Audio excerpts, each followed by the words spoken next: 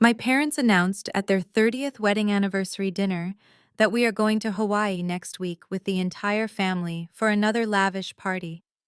Everybody at the table was cheering and taking photos. Then I asked them what time the departure was. My father looked at me with pure disgust and replied that I do not know because I am not part of them. He told me I can stay behind and take care of all the kids. What I said next made the entire country club drop their silver forks. The crystal chandeliers of the Oakridge Country Club cast a golden glow over our private dining room. Waiters in crisp white jackets poured expensive champagne into crystal flutes. My mother Valerie adjusted her diamond necklace, while my father Marcus tapped his fork against his glass to command the room. They loved an audience. My sister Jada sat across from me fixing her perfect hair while her husband Connor swirled his expensive bourbon. Connor came from a wealthy white family with deep political ties, and he never let any of us forget it.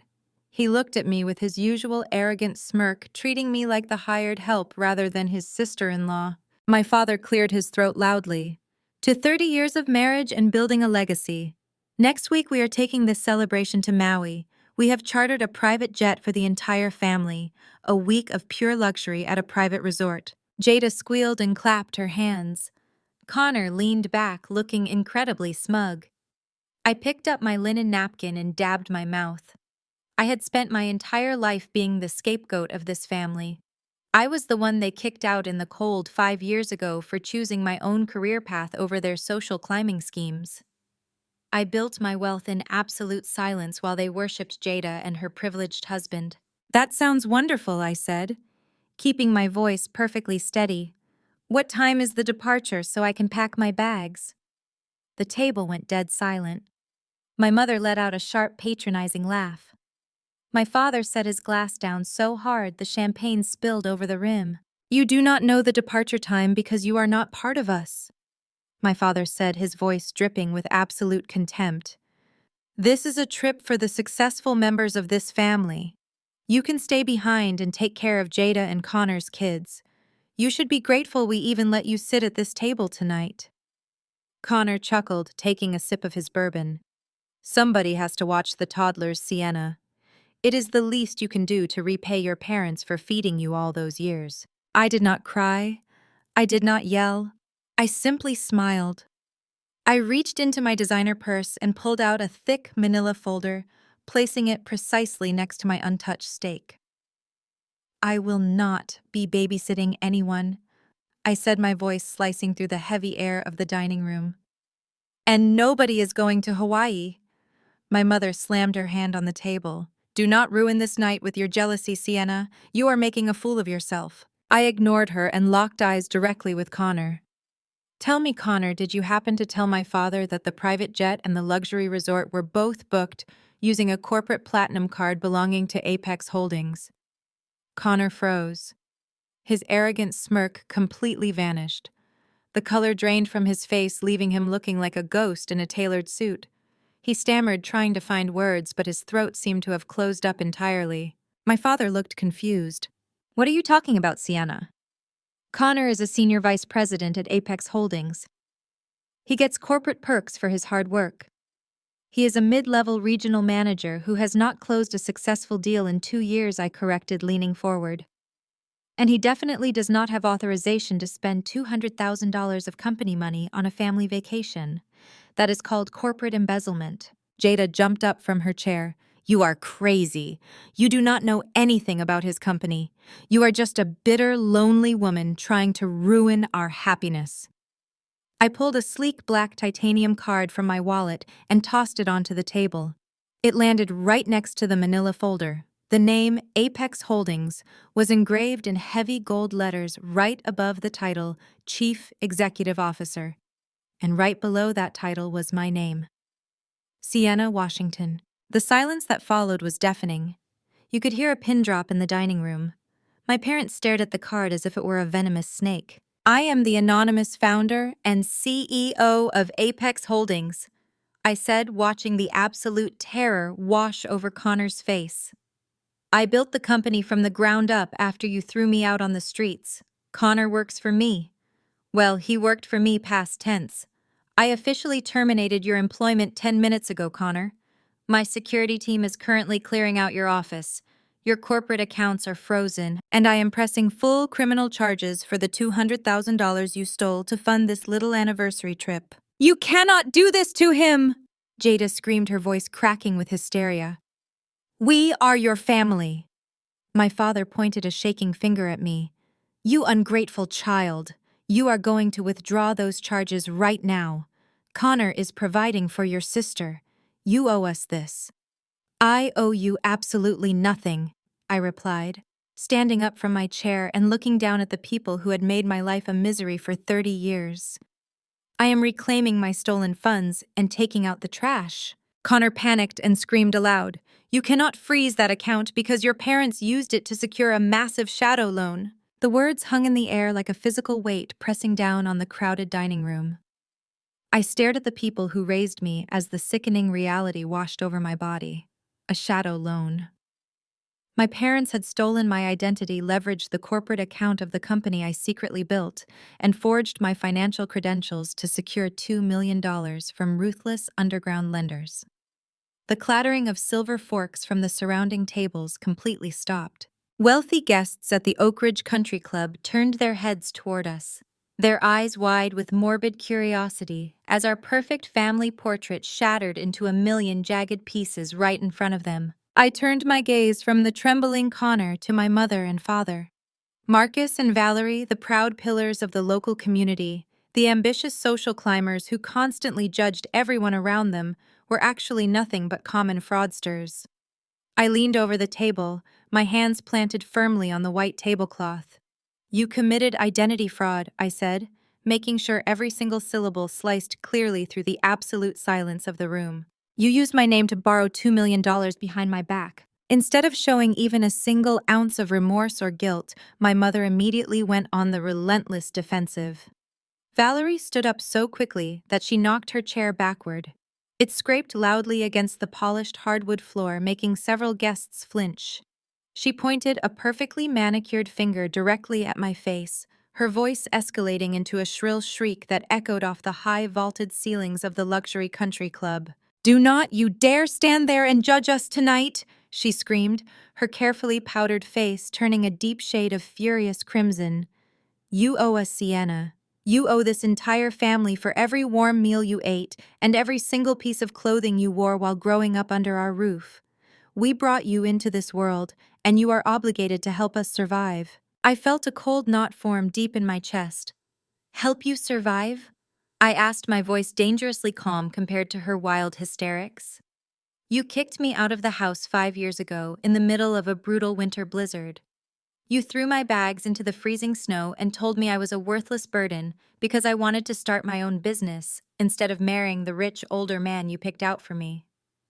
You locked the doors and left me with nothing. My father pounded his fist on the table, rattling the crystal flutes and spilling wine everywhere. That was simply tough love, he bellowed across the room. And look at you right now. It obviously worked perfectly. You built a massive company from scratch. You have more money than you could ever possibly spend in 10 lifetimes. $2 million is nothing but spare pocket change for a powerful CEO like you. You should write us a check right now to show your gratitude instead of throwing a tantrum and ruining your sister's night. Jada was sobbing dramatically into her hands, expertly playing the perfect innocent victim while wearing a glittering diamond necklace paid for by my stolen corporate funds. My mother rushed to comfort her precious golden child, wrapping her arms protectively around Jada's, shaking shoulders while glaring at me with pure, unadulterated venom. Jada desperately needed that money to survive. My mother snapped, completely exposing her own criminal motives in a blind fit of rage. Connor was struggling at work, and his parents threatened to cut off his allowance. Jada has a certain high-class lifestyle to maintain, Sienna. She has an important image to uphold in this upscale community. We could not let her lose her house and status. We used your corporate account details to secure the underground loan because we knew you could easily afford the monthly payments if anything ever went wrong. We are your family, and family protects each other no matter the cost. I stared at her face, genuinely amazed by the staggering depth of her delusion. You committed a federal crime to fund Jada's endless shopping habits, I summarized bluntly for everyone in the room to hear. And you expected me to foot the bill when the loan sharks came collecting.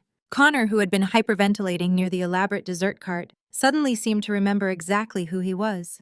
He straightened his tailored designer jacket, his pale face shifting from sheer panic back to the arrogant white privilege he had wielded like a weapon his entire life.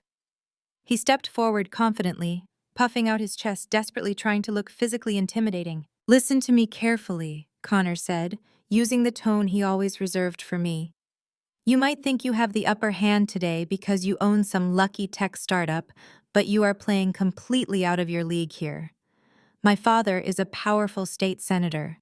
My family employs the most aggressive and high-powered legal team in all of New York City. Unfreeze my corporate accounts and drop this charge right now, or I will see to it that you lose everything.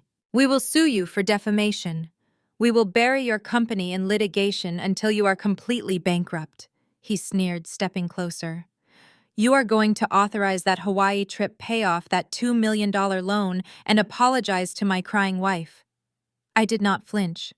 I slowly raised my hand and snapped my fingers once. The heavy oak doors swung open. 6 men in dark suits marched into the room surrounding our table with absolute precision. My lead security director stepped directly in front of the arrogant brother-in-law.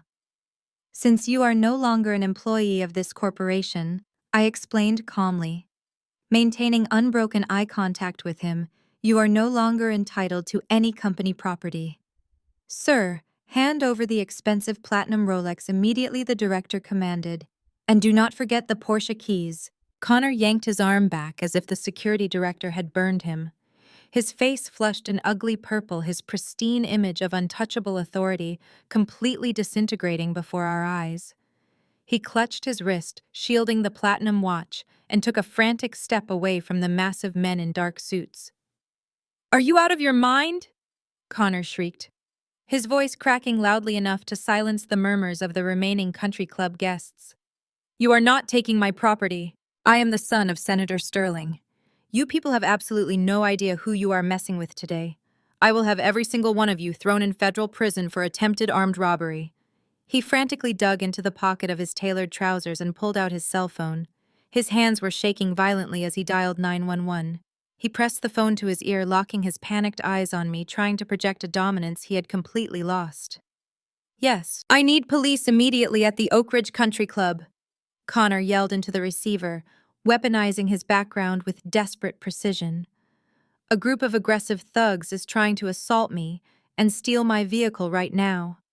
My name is Connor Sterling. Get officers here right away." He ended the call and shoved the phone back into his pocket. He puffed out his chest, turning his gaze from my security team back to me. A smug, victorious grin slowly returned to his pale face. He truly believed his societal status would somehow save him.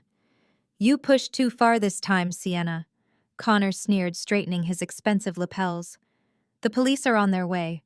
You are going to leave this dining room in handcuffs, and I am going to make sure the media knows exactly how the unstable, bitter sister violently attacked our beautiful family anniversary dinner. You are finished. Now you are going to jail, and it breaks my heart to see you destroy your own life like this." I did not move even a single muscle during this. I stood perfectly still, silently watching them revel in their deeply imaginary victory. I calmly gestured for my security director to step back and wait patiently. Within minutes, the wail of police sirens pierced the quiet evening air outside the prestigious country club. The flashing red and blue lights reflected off the crystal chandeliers in the dining room. Connor laughed out loud, a harsh, grating sound of pure triumph. The heavy oak doors of the private dining room swung open for the third time tonight. 4 uniformed police officers marched inside, their hands resting on their duty belts, their expressions strictly business. Connor immediately rushed forward to meet them, pointing an accusatory finger directly at me and my security staff. "Officers, thank God you are here," Connor announced, adopting the booming, authoritative voice of a wealthy politician's son. "These men tried to physically assault me and steal my luxury watch and car keys. That woman right there is the mastermind behind this crime. Arrest them immediately." The lead officer, a tall, stern man with graying hair, did not even look at Connor. He walked right past him, as if Connor was completely invisible. Connor froze, his outstretched arm dropping limply to his side in shock. The officers marched straight past the dessert cart, past my security team, and stopped directly in front of my father. Marcus was in the middle of pouring himself another glass of wine to calm his rapidly fraying nerves. He looked up, his eyes widening in utter confusion as the 4 officers surrounded him. Marcus Washington, the lead officer, asked, his voice echoing loudly in the dead, silent room. "Yes, that is me," my father answered, puffing out his chest and attempting to use his community standing to intimidate them. "I am a highly respected member of this exclusive club. What can I do for you, officers? If this is about the disturbance, my son-in-law already explained who is at fault here." The officer pulled a pair of heavy steel handcuffs from his black leather belt. "Marcus Washington, you are under arrest for felony wire fraud and grand larceny. Please turn around and place your hands behind your back right now." My mother let out a blood-curdling shriek. "What are you doing?" she screamed, grabbing my father's arm. "He is a prominent businessman. He has not stolen anything from anyone. Sienna is the one causing all the trouble here tonight." The officer ignored her hysterics and grabbed my father's wrists, spinning him around and locking the steel cuffs into place with a sharp, terrifying click. "We have a federal warrant regarding the Genesis Community Church Charity Fund," the officer stated clearly, ensuring every elite guest in the room heard the severe charges. "We have irrefutable evidence that you siphoned hundreds of thousands of dollars from the orphanage donation accounts to pay off your shadow debts and fund your personal lifestyle. You stole from the church, Mr. Washington." A collective horrified gasp rippled through the dining room. In our community, stealing from the church was the ultimate unforgivable sin. The wealthy socialites who had just been clapping for my parents' anniversary were now staring at them with absolute unfiltered disgust. My father turned ashen. His knees buckled, and he would have collapsed if the officers were not holding him up firmly. He looked at me, his eyes wide with sheer terror, finally realizing the true extent of the inescapable trap he had blindly walked into. As the police dragged my thoroughly humiliated father out of the country club in handcuffs, Jada suddenly snapped. Seeing her perfect social life reduced to ashes pushed her right over the edge.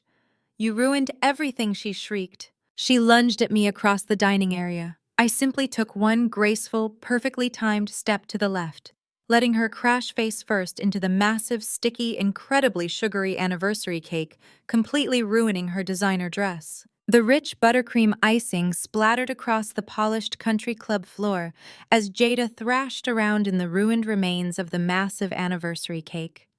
Her furious, frosting-covered face was the last image I saw before I turned my back on the absolute chaos I had orchestrated. I walked out into the cool evening air, leaving my family to deal with the federal authorities and their shattered social standing. But in my world, a cornered animal never simply surrenders. They regroup, they manipulate, and they always seek a new audience to validate their deeply twisted reality. Sunday morning arrived crisp and bright. The Trinity Fellowship megachurch stood as the absolute epicenter of elite African American society in our city. It was a place where wealth, status, and religion blended into a powerful social currency. My parents had spent 2 decades carefully cultivating their flawless image within those sacred walls. I knew exactly where they would go to perform their ultimate damage control. I parked my luxury sedan down the street, smoothing out my tailored charcoal suit before walking toward the towering stained glass windows. As I approached the heavy mahogany doors of the sanctuary, the booming, tearful voice of my mother echoed through the high-definition speakers. Valerie had somehow managed to post bail for my father overnight, and now she was standing right at the sacred pulpit, delivering the performance of a lifetime.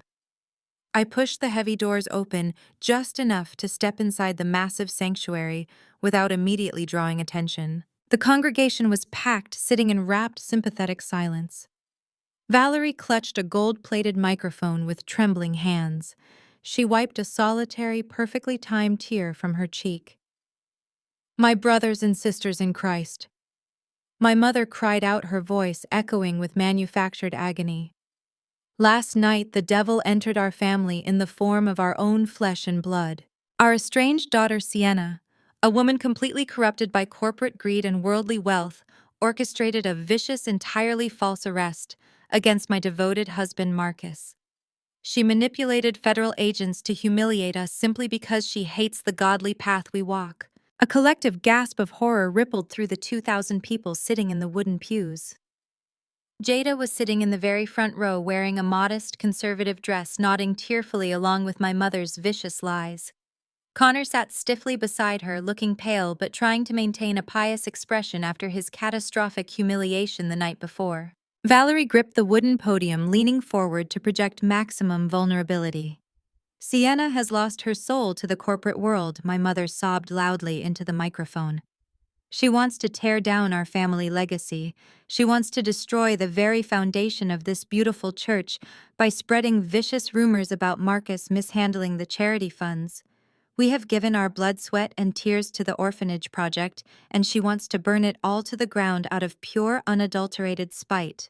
Please pray for her dark, twisted soul. The congregation murmured in absolute agreement. Church elders bowed their heads, shaking them in shared disappointment. I took a deep breath, stepped out of the shadows, and began my slow, deliberate walk straight down the center aisle. The sharp, rhythmic clicking of my designer heels against the polished marble floor cut through the sympathetic murmurs. Heads began to turn. One by one, the congregation realized that the demonic daughter Valerie was just weeping about was walking directly toward the altar. Hostile glares burned into me from every single direction. Elderly women clutched their pearls. Deacons stood up, their expressions hardening into defensive walls. I felt the sheer weight of their collective judgment, a heavy, suffocating pressure that would have broken the insecure girl I was 5 years ago. But today, I felt absolutely nothing but a cold, razor-sharp focus. Jada spotted me first. She leaped up from the front pew, her eyes wide with sheer panic. "What are you doing here?" Jada shrieked, pointing her finger at me. "You have absolutely no right to step foot in this holy place after what you did to Dad last night." Valerie froze at the pulpit. The microphone trembled in her hand as she glared down at me, her mask of pious suffering instantly transforming into a twisted glare of pure hatred. "Security!" my mother yelled into the microphone, her voice shrill and desperate. "Remove this woman from the sanctuary immediately. She is trying to cause another violent disruption." I did not stop walking. I did not shout back. I completely ignored the church security guards who were hesitating at the edges of the aisles, unsure of how to physically handle a wealthy, composed woman in a high-end suit.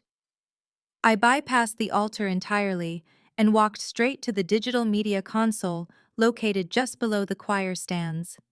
The young sound technician, a college student I had actually mentored during my early startup days, stepped back knowing exactly what I was capable of. "You cannot silence the truth with cheap theatrics, Mother," I said, keeping my voice perfectly level as I pulled a thick audio cable from the main console. I pulled my phone from my pocket and plugged the cable directly into my headphone jack. "Stop her right now!" Valerie screamed, abandoning the pulpit and rushing down the carpeted stairs. I looked my mother dead in the eye and tapped the play button on my screen. I cranked the master volume slider on the console all the way to the absolute maximum. The massive stadium-quality speakers of the megachurch crackled for a split second before a crisp, crystal-clear audio recording blasted through the entire sanctuary. It was Jada's voice, loud, arrogant, and unmistakably clear. "I cannot believe the church board actually authorized another 100,000 for the orphanage expansion." Jada laughed on the recording. Then my mother's voice echoed through the holy building, equally dismissive and cruel. "Let those miserable orphans sleep in the old wing for another year." Marcus already funneled the new donation batch into the offshore account. "We are using that money to buy Connor the luxury yacht he wanted for his birthday. The congregation needs to believe we are blessed by God, and nothing says blessed like a 70-foot boat." The recording stopped. The heavy, suffocating silence that fell over the massive church was absolute. 2,000 people sat completely paralyzed, their faces draining of color, as the horrifying reality of my mother's pious facade shattered into dust. Then, like a massive dam breaking, the entire congregation erupted into a deafening roar of absolute unbridled fury. 2,000 voices united in righteous fury, echoed off the stained glass windows. Valerie dropped the microphone as if it had caught fire. It hit the marble steps with a screech of feedback completely drowned out by the shouts of angry deacons. Her pious illusion crumbled to dust instantly. Jada did not help our mother. She picked up the hem of her expensive maternity dress and sprinted toward the exit, pushing past confused ushers. Connor followed closely, head ducked low, desperate to escape the wrath of the community he had mocked. Valerie was left alone at the altar, surrounded by furious churchgoers demanding answers. I unplugged my phone from the sound console and walked calmly out the side doors into the bright Sunday morning sunlight. I walked down the steps toward my parked sedan, feeling a profound sense of closure. Before I could unlock my car door, my phone vibrated. The caller ID displayed an unrecognized Washington, D.C. area code. I answered. Sienna, Washington, a deep voice barked through the receiver, carrying the unmistakable tone of absolute white privilege. This is Senator Sterling. You are going to listen to me very carefully, little girl, because you just made the biggest mistake of your life. I leaned against my car.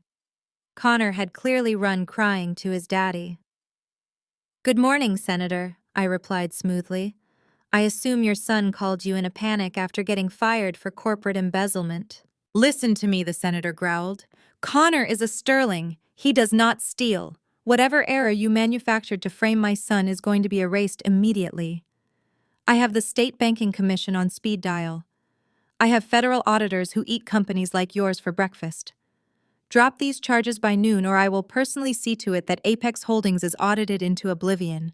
I will freeze your assets, tie you up in federal litigation, and make sure you end up sweeping floors. You are playing a dangerous game. I let him finish his arrogant rant, waiting for the exact right moment to completely shatter his world. Senator, I said, pulling my encrypted tablet from my leather briefcase.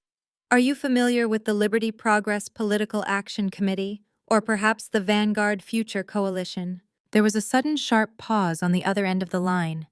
The heavy breathing stopped.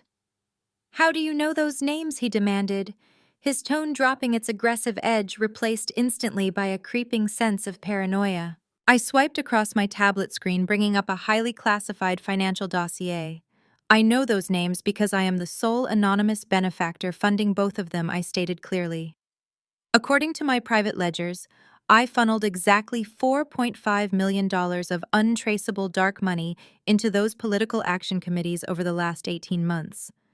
That specific capital was used exclusively to keep your floundering re-election campaign afloat in key swing districts. Without my quiet financial backing, your opponent would have crushed you in the primary elections last spring. The silence from the powerful politician was absolutely deafening. I tapped another document on my screen. You see, Senator, your wealthy donors abandoned you when those rumors about your offshore tax evasion surfaced last year. I stepped in and bought your campaign because it was good for my corporate tax interests.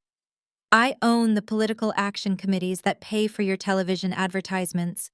I own the shell companies that fund your campaign rallies. By extension, Senator Sterling, I own you. He stammered, the authoritative gravel in his voice completely vanishing. Now wait a minute, Sienna, let us be reasonable here. Reasonable is not on the menu today, I interrupted smoothly.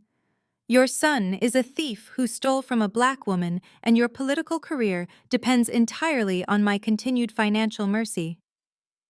If you try to use your political weight to threaten my company, or if you attempt to interfere with the federal investigation regarding my parents and your son, I will pull my funding immediately.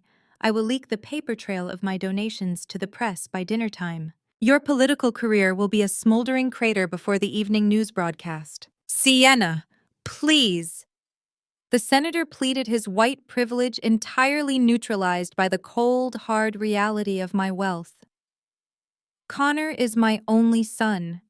You cannot just destroy his life. Connor destroyed his own life, I replied coldly. I suggest you find yourself a very good criminal defense attorney for him. And Senator, never call my personal number again. I ended the call, cutting off his desperate begging. The satisfaction of putting a corrupt politician in his place was intoxicating. I slipped my phone back into my pocket, ready to drive away from the church and enjoy the rest of my Sunday in peace. But the universe was not finished with my family yet.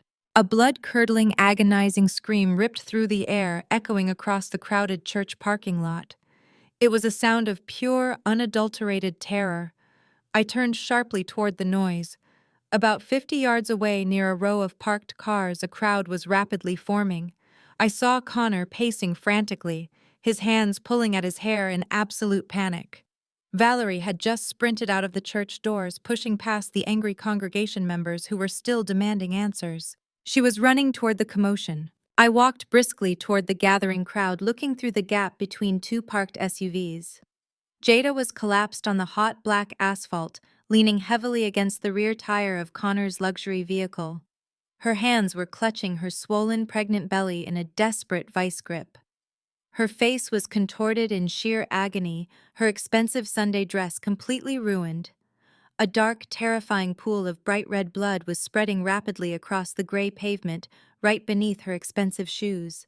The overwhelming mental stress of the brutal public humiliation and the sudden total destruction of her flawless elite image had violently triggered premature labor. The screeching ambulance sirens shattered the quiet Sunday afternoon as we arrived at Oakridge General Hospital.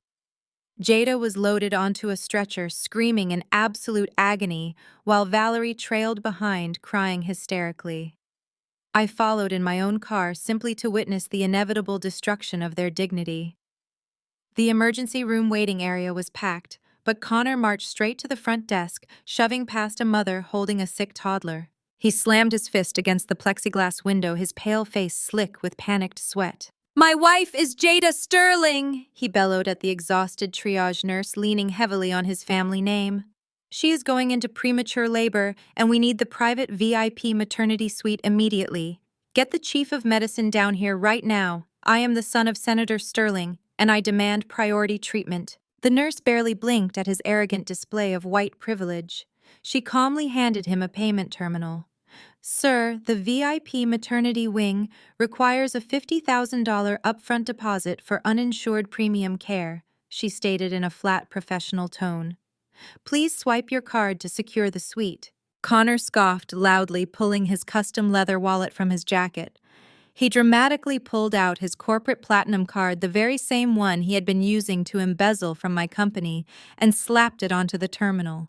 He glared back at the waiting room, expecting everyone to be impressed by his immense wealth. The machine beeped twice, flashing a bright red error message. "Declined." Connor frowned, snatching the card back. "Try it again," he snapped. "Your machine must be broken. Do you have any idea how much money is in that account?" The nurse ran the card manually. Declined again. Connor began to hyperventilate. He frantically dug through his wallet, pulling out 3 different personal credit cards. He swiped the first one. Declined. He swiped the second. Declined. He shoved the final card into the chip reader, his hands shaking uncontrollably as the plastic bent under his grip. Declined. Because I had officially terminated his employment and frozen every financial asset linked to my corporate accounts, Connor was completely broke. He had zero access to the wealth he loved to flaunt. The surrounding patients began to whisper, pointing at the wealthy man throwing a humiliating tantrum over declined credit cards. "Sir, if you cannot provide the deposit, your wife will have to be admitted to the standard public ward," the nurse explained, gesturing toward the chaotic hallway filled with groaning patients and overworked doctors. Valerie spun around, her eyes frantically searching the waiting room until they locked onto me. She stomped over, grabbing my tailored jacket with desperate, trembling hands. "Sienna, pay the fee right now!" Valerie commanded, her voice sharp and entitled even in the face of a medical emergency. "You caused this premature labor by embarrassing your sister at the church. You put my grandchild in danger. Give the nurse your card and secure the VIP suite immediately." Jada cannot give birth in a filthy public ward surrounded by commoners. I slowly peeled my mother's fingers off my expensive suit, brushing the fabric smooth. I looked directly into her frantic eyes, feeling absolutely no sympathy for the woman who had happily stolen my identity just a week ago. "I am not paying a single dime," I replied, my voice echoing coldly through the busy emergency room. You and Jada spent years acting like you were royalty while treating me like trash. You stole my money to fund her lavish lifestyle, and now the bank is closed. If the standard public ward is good enough for hardworking, honest people, it is more than good enough for a fraud like Jada. Welcome to the real world, mother. Valerie gasped, clutching her chest as if I had physically struck her. Before she could scream another insult, a pair of orderlies rushed past us, wheeling a screaming Jada down the crowded hallway toward the standard delivery rooms. Connor chased after the gurney, looking absolutely pathetic, stripped of his corporate money and elite status. I sat down in a plastic waiting room chair, crossing my legs, waiting patiently for the ultimate truth to finally come to light. 2 agonizing hours passed. Valerie paced the waiting room floor, wearing down the cheap linoleum, biting her fingernails to the quick.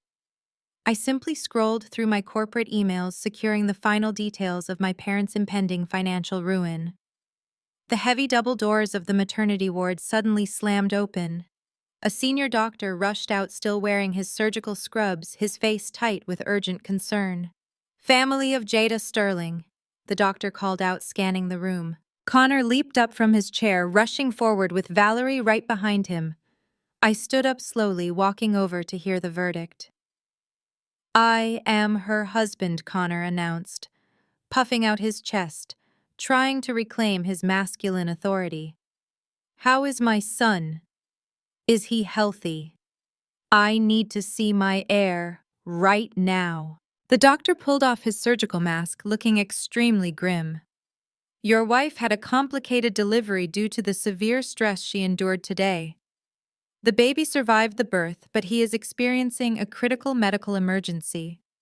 The infant suffered massive blood loss due to a placental abruption. He is severely anemic and his vital signs are dropping rapidly. We need to perform an immediate emergency blood transfusion to save his life." Connor immediately rolled up his expensive dress shirt sleeves, presenting his pale arm with dramatic, heroic flair. "Take my blood," Connor demanded loudly, ensuring everyone heard his noble sacrifice. "I am his father. Take the blood you need to save my son. Just hook me up to the machine's dock. I am ready." The doctor looked at the medical chart, then back at Connor. Confusion washed over his face. He adjusted his glasses. "Sir, your blood type is incompatible. Furthermore, this baby carries exclusively African American genetic markers. Are you sure you are the father?" The heavy double doors of the maternity ward froze in time. The doctor's words hung in the sterile air like a physical weight pressing against Connor's chest. Incompatible blood type, exclusively African American genetic markers. The stark, terrifying reality of basic biology crashed down on the arrogant son of Senator Sterling.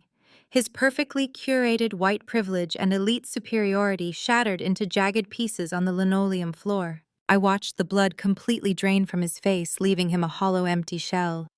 He stumbled backward, hitting the wall hard.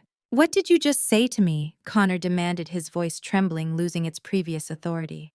"Are you calling my wife a liar? Are you telling me that boy is not mine?" The doctor maintained his strict professional boundary.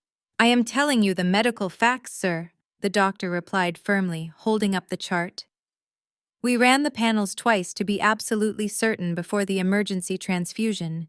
The infant has sickle cell trait markers, which neither you nor your wife possesses, in a combination that would produce this result. Biologically speaking, it is impossible for you to be the father of this child." Valerie let out a strangled, horrifying gasp.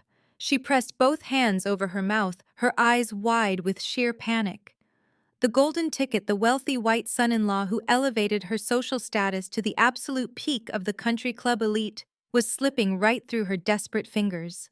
"No!" Valerie cried out, rushing forward to grab Connor's limp arm. "Connor, honey, there must be a mistake. The hospital mixed up the charts. Jada would never do something like this. She loves you entirely." Connor violently shoved my mother's hands away. He did not say another word to the doctor or to Valerie.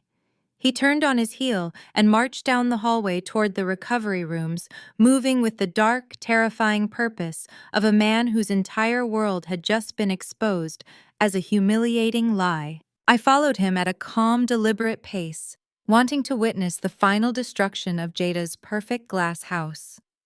Connor bypassed the nurse's station, ignoring the staff who tried to stop him. He kicked open the door to Jada's recovery suite with such force that it slammed against the wall, shaking the medical equipment. Jada was lying in the hospital bed, looking exhausted and pale, but alive. She looked up and smiled weakly, expecting to see her devoted, wealthy husband coming to comfort her. "Connor," Jada whispered, reaching her hand out toward him.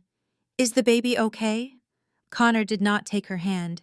He lunged forward, grabbing the collar of her hospital gown, pulling her slightly upward. Jada screamed in absolute terror. "Who is the father?" Connor roared, his voice echoing down the hospital corridor. "Who is he, Jada?" "Connor, stop, you are hurting me!" Jada cried out, tears springing to her eyes. "What are you talking about? You are the father." "Do not lie to me, you disgusting fraud!" Connor bellowed, his face inches from hers. "The doctor just told me the baby needs blood. My blood does not match. The doctor said the baby is 100% black. I am going to ask you one last time before I drag you out of this bed. Who did you sleep with?" Valerie burst into the room behind me, sobbing hysterically, begging Connor to calm down and listen to reason. But there was no reason left. Jada looked at her husband's furious face, then looked over at me, standing quietly in the doorway. She realized the trap had fully snapped shut. There was no escaping the medical evidence. Jada broke down completely, sobbing so hard her monitor alarms began to beep rapidly. It was Marcus, she wailed, burying her face in her hands. Connor froze, dropping her gown. "Marcus, you slept with your own father." "No," Jada screamed back, horrified. "Not Dad. Marcus, the chauffeur. Dad's private driver. It has been going on for 3 years." Valerie collapsed against the doorframe, sliding down to the floor in absolute shock. The golden child, the pride and joy of the family, had been sleeping with the hired help behind her billionaire husband's back. "Why?" Connor whispered, stepping back as if she were diseased. "I gave you everything. I gave you status, wealth, power. Why would you ruin it for a driver?" "Because you are sterile, Connor." Jada screamed back, tears streaming down her face, mixing with her sweat. "I found the medical paperwork hidden in your home office desk 2 years ago. You knew you could never give me a child, but you lied to me because your political family demanded an heir. I needed a baby to secure my place in your trust fund. Marcus was just supposed to be a sperm donor. I was going to pass the baby off as yours, so your father would release the next tier of our inheritance. I did not know the genetics would be this obvious." Connor stood absolutely still. The ultimate humiliation was complete. His wife had used him, exposed his deepest physical insecurity, and attempted to defraud his powerful family using a hired driver. He straightened his ruined designer jacket and looked at Jada with pure, unadulterated hatred. "You will not get a single cent from me," Connor stated, his voice dropping to a terrifyingly calm register. "I am filing for divorce immediately. I will strip you of everything and leave you in the gutter." He turned around and marched out of the hospital room, pushing past me without a single backward glance. Jada screamed her husband's name, thrashing wildly in the hospital bed, begging him to come back. Valerie slowly lifted her head from the floor, having lost her golden child's rich husband. She scrambled up, turning her venom entirely on me. "You think you have won?" Valerie hissed. "You are not even my blood. You are a trash baby we took in for a tax write-off." The vicious words echoed down the sterile hospital corridor, meant to shatter my entire existence. Valerie stood there, her chest heaving desperately, waiting for me to collapse into a puddle of tears. She wanted me to beg for her maternal validation. Instead, I simply straightened my tailored jacket and looked down at her with absolute pity. I told her that being unrelated to a family of thieves and frauds was the best news I had received all day. I turned my back on her furious screaming and walked out of the maternity ward. With my head held high, I did not shed a single tear. As my driver opened the door to my sedan, I pulled out my phone before the engine even started. I called the director of a private genetics laboratory in downtown Manhattan, a man whose clinic catered exclusively to high-net-worth individuals requiring absolute discretion. I ordered an expedited comprehensive DNA panel to be cross-referenced with national databases. I needed raw, undeniable biological facts. I paid double the standard premium to have a mobile collection unit meet me at my corporate headquarters within the hour. If Valerie thought she could use my mysterious origins as a weapon to break my spirit, she severely underestimated my capacity for absolute truth. By the time I reached the Apex Holdings skyscraper, my mind was already shifting from defense to pure calculated offense. I sat in my penthouse office overlooking the city skyline and made my second phone call.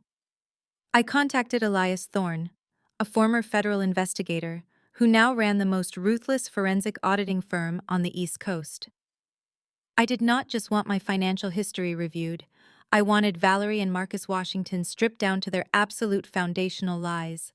I instructed Elias to deploy his entire team and dig into every single public, private, and sealed record concerning my parents. From exactly 30 years ago, I wanted tax returns, medical records, property deeds, and adoption certificates from the specific year they claim they brought me home from a local shelter. I told Elias to follow the money backward until he hit a brick wall, and then I told him to tear that wall down piece by bloody piece. My supposed parents had spent my entire childhood holding my existence over my head, treating me like an unwanted charity case they magnanimously rescued from the gutter. They weaponized my gratitude to turn me into their personal servant while pampering Jada. Now I had the vast corporate wealth required to buy the very history they tried to bury forever. While the specialized phlebotomist carefully collected my genetic samples in the polished glass boardroom, my memory snapped back to a bizarre pattern I had spent 30 years ignoring. Valerie had always strictly isolated our immediate household from her maternal side of the family. Whenever we attended large community gatherings or church functions, she would practically drag me in the opposite direction.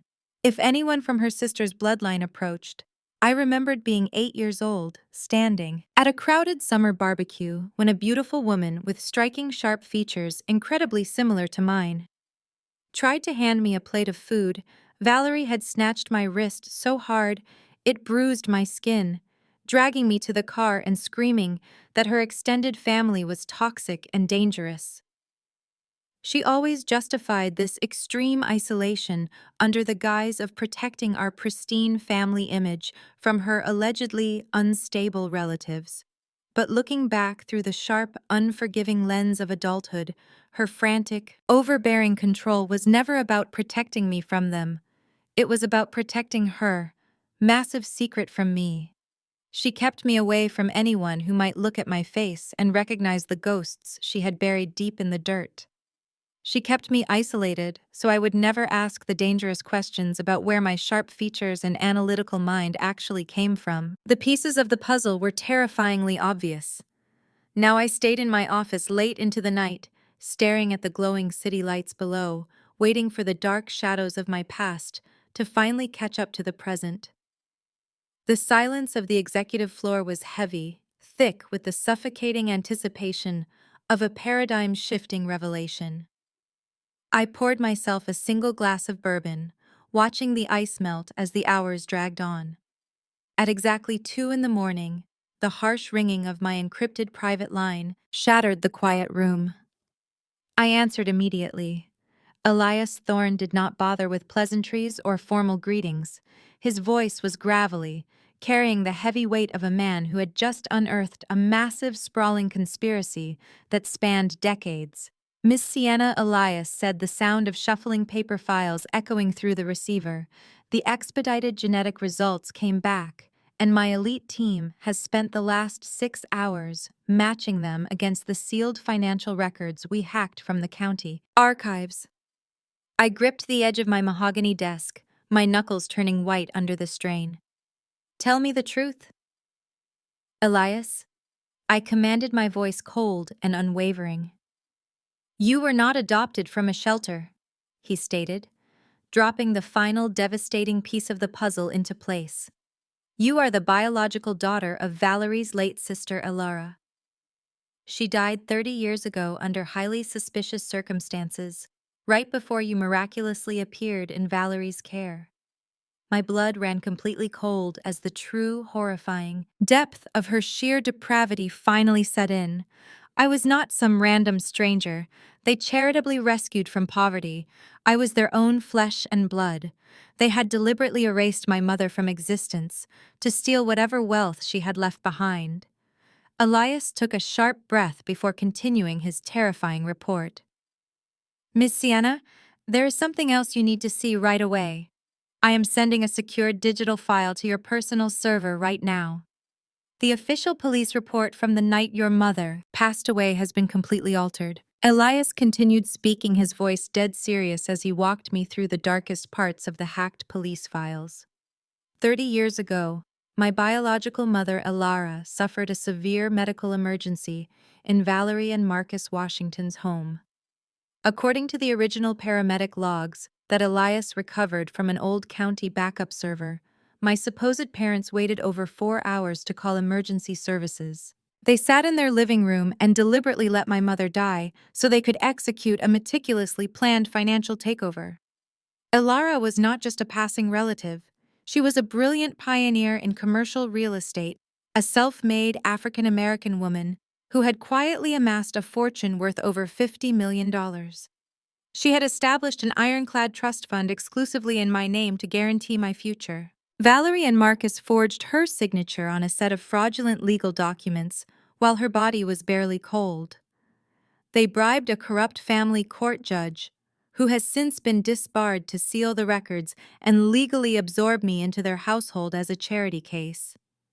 They told the entire world that I was a random, unwanted child they had graciously rescued from the broken foster care system to earn sympathy from their elite social circle. The heavy silence in my office was suffocating as Elias sent the remaining banking ledgers directly to my encrypted tablet. I scrolled through the decades of bank transfers and wire deposits.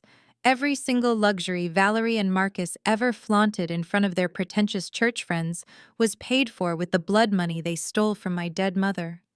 Jada's expensive private school tuition, her designer wardrobe, the luxury cars she crashed and instantly replaced, even the down payment on the massive mansion they currently lived in. It was all funded by my stolen birthright. They had taken my mother's massive empire, drained the accounts dry to build their fake elite socialite status, and then forced me to sleep in a freezing basement while constantly reminding me how much of a worthless financial burden I was. They dressed me in cheap second-hand clothes and forced me to scrub their marble floors while they drank expensive champagne bought with my stolen inheritance. They used my own money to create a world where I was treated as an invisible, ungrateful peasant in my own kingdom. The sheer psychological torture of being told I owed them my life when they were actually feeding off mine was a level of evil I could barely comprehend. I thanked Elias for his exceptional work and told him to triple his usual invoice for uncovering the truth. I ended the call and set my phone down on the smooth glass surface of my desk. A profound, icy calm washed over my entire body. I did not feel any sadness for the parents I had just lost, because they were never my parents to begin with. They were simply parasites who had hijacked my destiny. A few hours ago, I only wanted to expose their financial fraud and watch them lose their country club status. But simply cutting them off and sending Marcus to jail for embezzling from the church orphanage was no longer enough. The punishment did not match the sheer magnitude of their crime. I did not just want to ruin their public reputation anymore. I needed to systematically strip them of every single cent they had ever stolen from my mother. I wanted to tear down the walls of their mansion, repossess the very clothes off their backs, and leave them wandering the streets with absolutely nothing to their names. I was going to financially annihilate them until they were begging for the very same mercy they denied my mother 30 years ago. I needed to reclaim my legacy. I stood up from my leather executive chair and walked over to the floor-to-ceiling windows looking out over the sleeping city. I needed an inside man to help me legally trap them without triggering a lengthy, drawn-out court battle that could take years to resolve. I needed someone desperate enough to hand me their offshore banking passwords and the exact locations of their hidden assets. I needed a rat who was willing to sell them out to save his own skin and secure my ultimate victory. As I formulated the next phase of my complete corporate takeover, a soft melodic chime echoed through the silent penthouse office. The heavy steel doors of my private, secure executive elevator slowly slid open. The security protocols for this floor were absolute, meaning my guards downstairs had explicitly permitted this specific visitor to bypass the lobby. I turned away from the window, my posture perfectly rigid, ready to face whatever new threat had managed to reach my inner sanctum at this hour of the night. Connor stumbled out of the elevator cabin looking absolutely nothing like the arrogant, powerful white man who had tried to humiliate me at the country club just 48 hours ago. His expensive tailored suit was completely rumpled and stained with spilled coffee. His tie was missing, his top buttons were torn open, and his pale face was covered in a thick layer of nervous sweat. He looked like a hunted animal who had reached the absolute end of the road.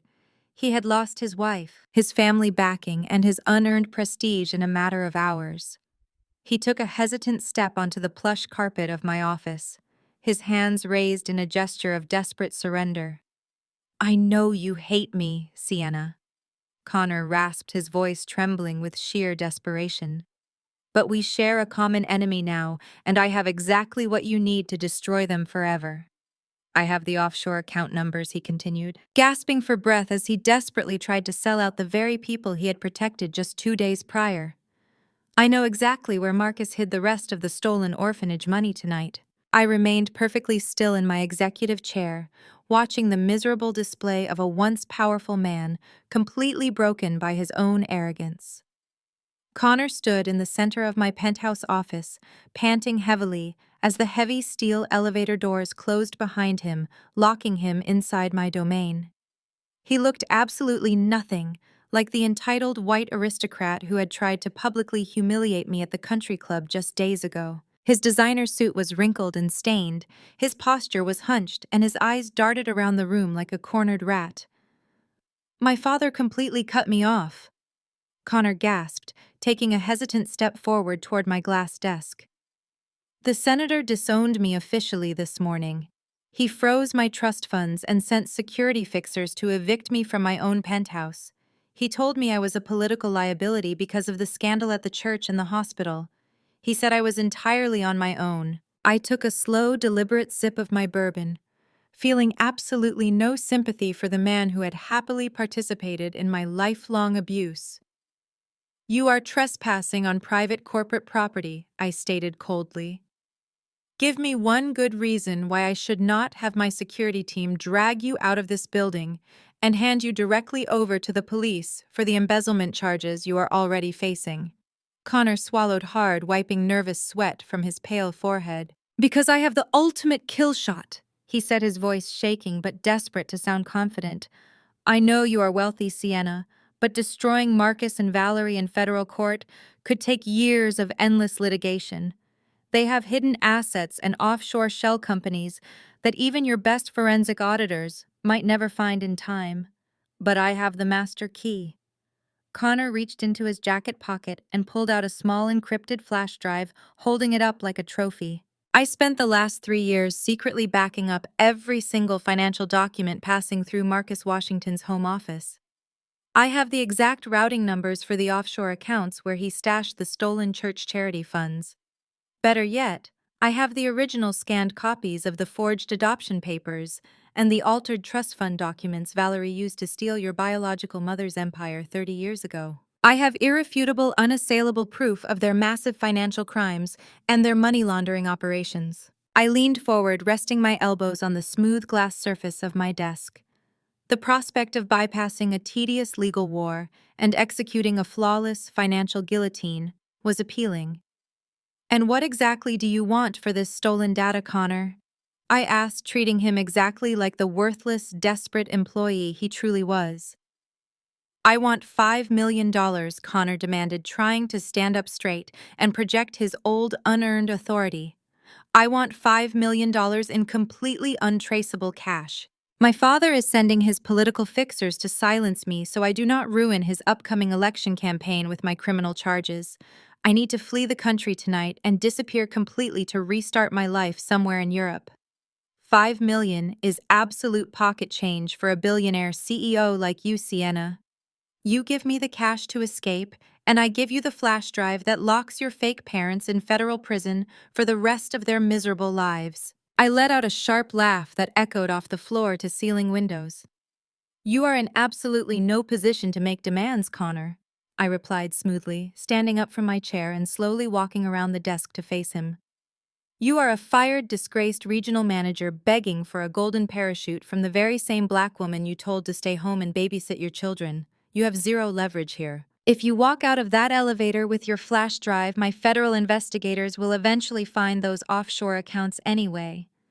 It might take them an extra month, but I have the unlimited resources to fund that hunt. You, on the other hand, do not have a month. You do not even have a week. You are completely broke, disowned, and running from your own powerful father. You need me far more than I need you. Connor visibly flinched, his false confidence shattering instantly under the crushing weight of my logic. Please, Sienna, he begged, dropping all pretenses of superiority. They are going to destroy me. I know I treated you terribly, but we both want Marcus and Valerie to burn. I can hand them to you on a silver platter right now. I stared at him, calculating the absolute perfection of the trap I was about to spring. Playing along with his desperate delusion was the fastest way to orchestrate his ultimate downfall alongside my fake parents. I maintained my cold, calculating stare, watching him sweat under the intense pressure. I decided to give him just enough false hope to hang himself completely. Fine, I said softly, my voice smooth and lethal. We have a deal, Connor. You will get your escape funds. I walked back to my desk and opened the top drawer, pulling out a cheap, prepaid burner phone. I tossed it across the room.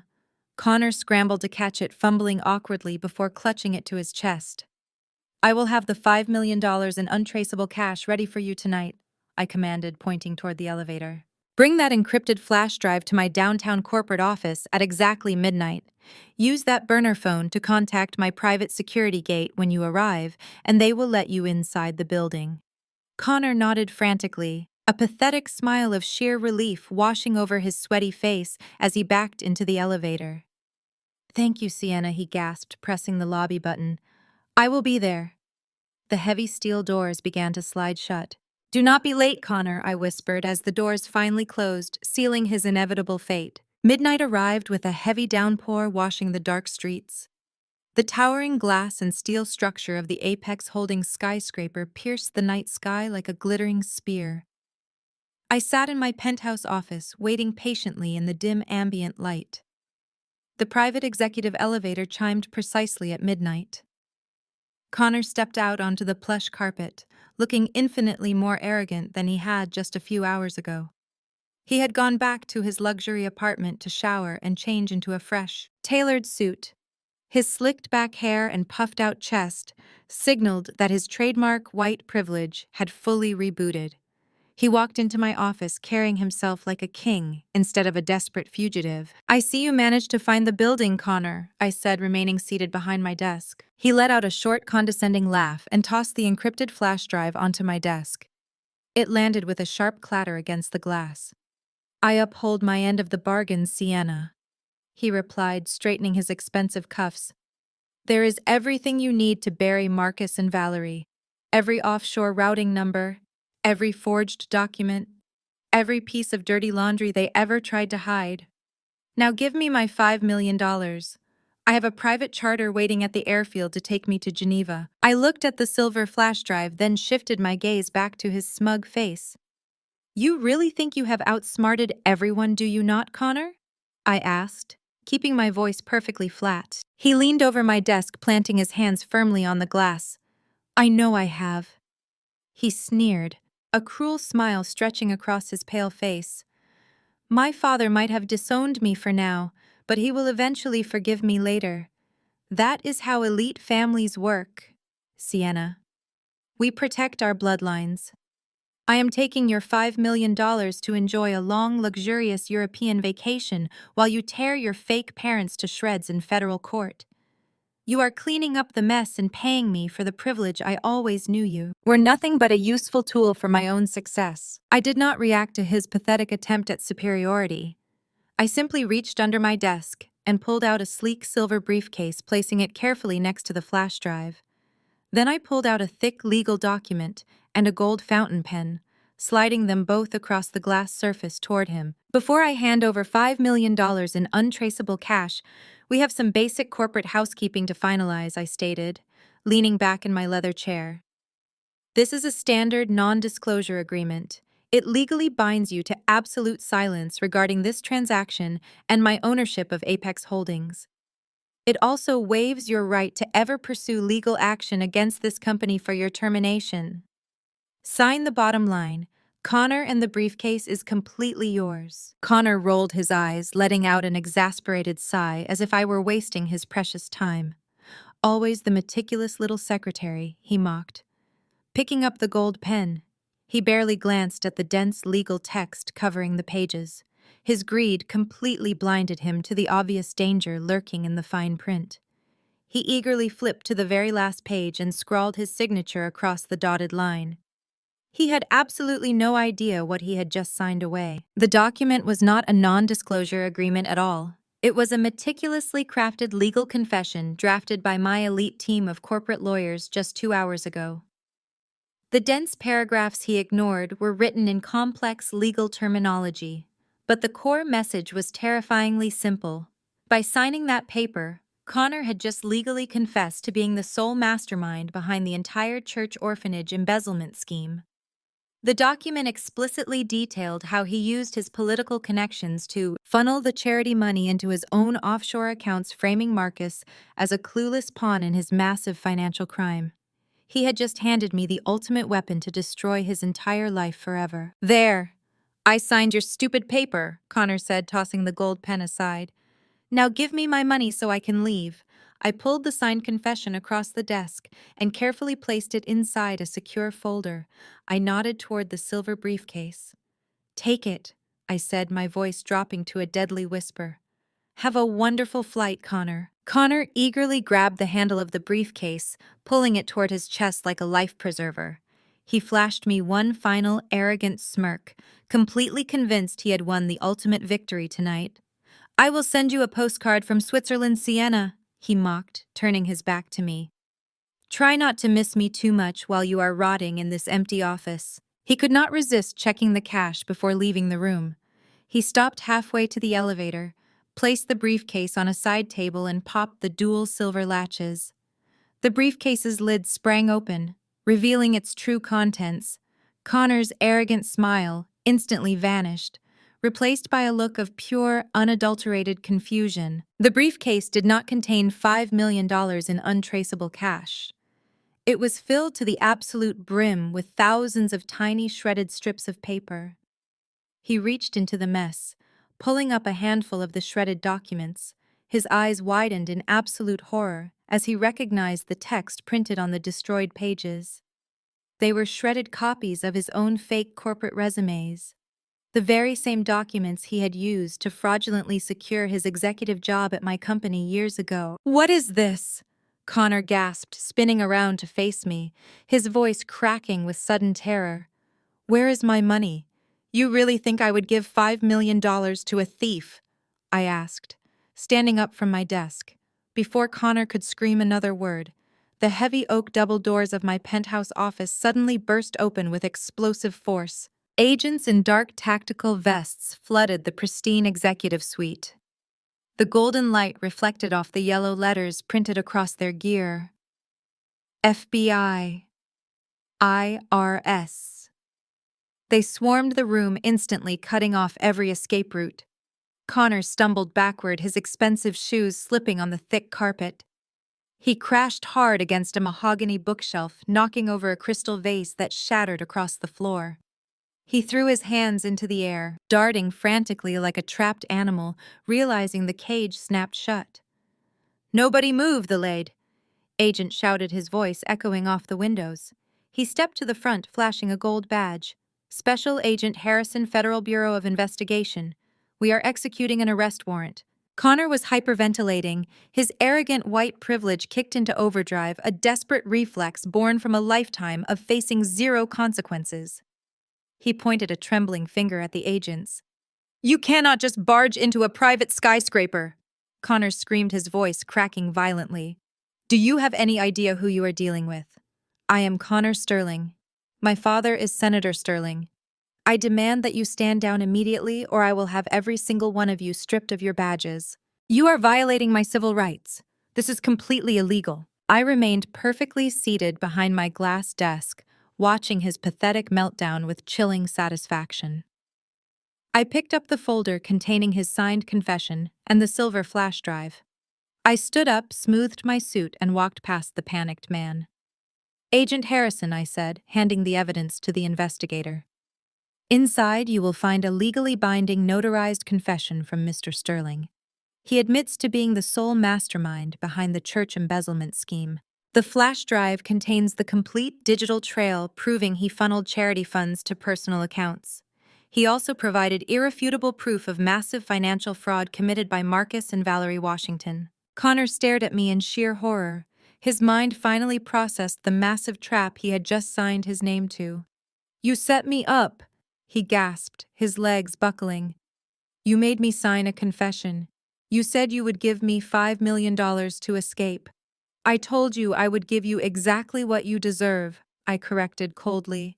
You demanded a golden parachute after stealing from orphans and abusing me for years. You thought you could use my money for a luxury vacation while leaving everyone else to burn. You were wrong. Connor lunged towards me, an animalistic roar tearing from his throat. He did not make it 2 steps. 3 heavily armored FBI agents tackled him to the floor, pinning his arms behind his back. The click of steel handcuffs locking around his wrists echoed through the room.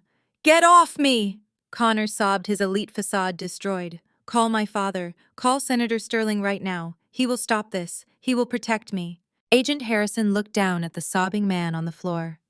Senator Sterling is not going to save you tonight, Connor, the agent stated firmly. Your father signed off on the expedited arrest warrant 2 hours ago. He completely cooperated with our task force. He explicitly stated that you are a rogue actor and a political liability. Your family has entirely disowned you to save his upcoming re-election campaign. You are completely on your own. The fight instantly drained out of Connor's body. The realization that his untouchable white father had actively thrown him to the wolves completely broke his spirit. He went limp, openly weeping. He did not say another word as they dragged him out of my office, his expensive shoes dragging uselessly across the carpet. I watched the elevator doors close on his ruined life. I turned my attention to the Internal Revenue Service investigators waiting near my desk. I pulled out a heavily bound secondary dossier. This was the masterpiece Elias Thorne and his forensic auditors had compiled, the 30-year paper trail of pure evil.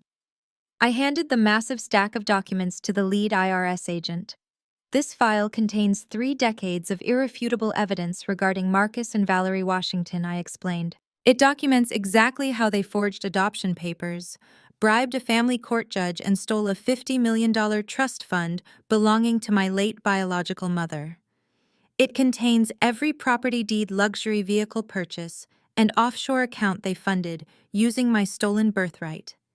They have been living as elite socialites using stolen wealth while committing systematic tax evasion.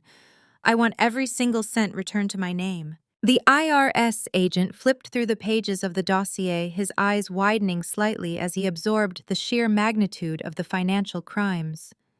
He looked up at me, a sharp nod, confirming our mutual understanding of the absolute destruction about to follow. This is an exceptionally thorough investigation, Miss Sienna, the agent said, closing the folder and securing it under his arm. Based on this overwhelming evidence of long-term tax fraud and stolen assets, we have the necessary authority to execute an immediate asset freeze. We will seize their mansion, their vehicles, and their accounts. We will seize their properties by dawn, ma'am. The federal agents filed out of my office carrying the absolute ruin of the people who had tortured me my entire life. I was finally alone in the quiet sanctuary of my penthouse. The storm outside continued to rage, rain lashing fiercely against the thick glass windows. I walked over to my private bar cart and poured myself a glass of expensive bourbon. I walked to the floor-to-ceiling window and looked down at the dark streets of the city below. Dozens of police cruisers were gathered around the base of my skyscraper. I took a slow, satisfying sip of the warm amber liquid, watching the red and blue police lights flash brilliantly against the rainy pavement, signaling the beautiful dawn of my absolute vengeance. The pale dawn light barely broke across the manicured lawns of the gated community before the silence shattered. At exactly 6 in the morning, a steel battering ram smashed through the mahogany front doors of Marcus and Valerie Washington's estate.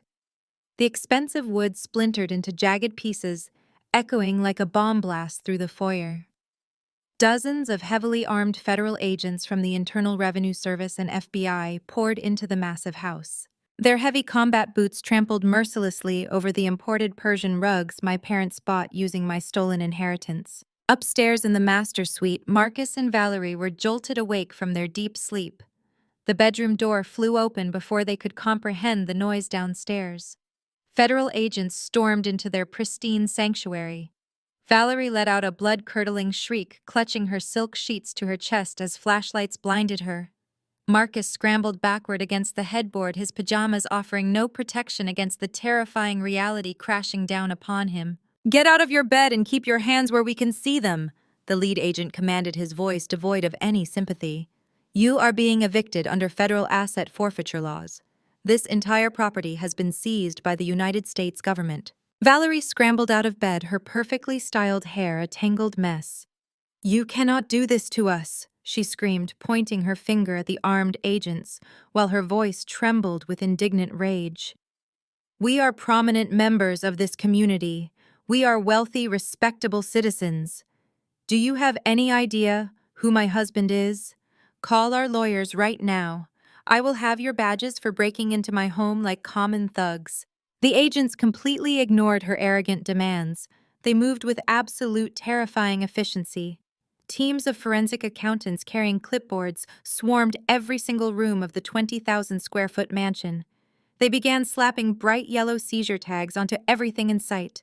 They tagged the crystal chandeliers. They tagged the custom leather sofas. They tagged the expensive contemporary artwork hanging on the walls. A female agent coldly instructed Valerie to open her walk-in closet and hand over her extensive collection of designer handbags and diamond jewelry. Valerie sobbed hysterically, watching as federal authorities unceremoniously dumped her priceless necklaces into clear plastic evidence bags. Every single item she had hoarded to prove her elite status was being stripped away, cataloged simply as assets purchased with laundered money. Down the hallway, Jada threw open her bedroom door.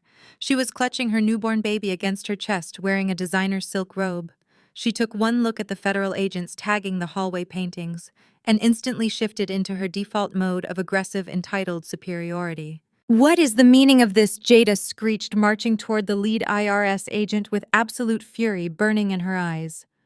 "Stop touching our things immediately. My father is a billionaire. My husband is Connor Sterling. You are terrifying my baby. I demand that you respect my status and leave this house before I call the mayor personally to have you all fired." The lead agent stopped writing on his clipboard. He turned to face Jada, his expression completely stone cold.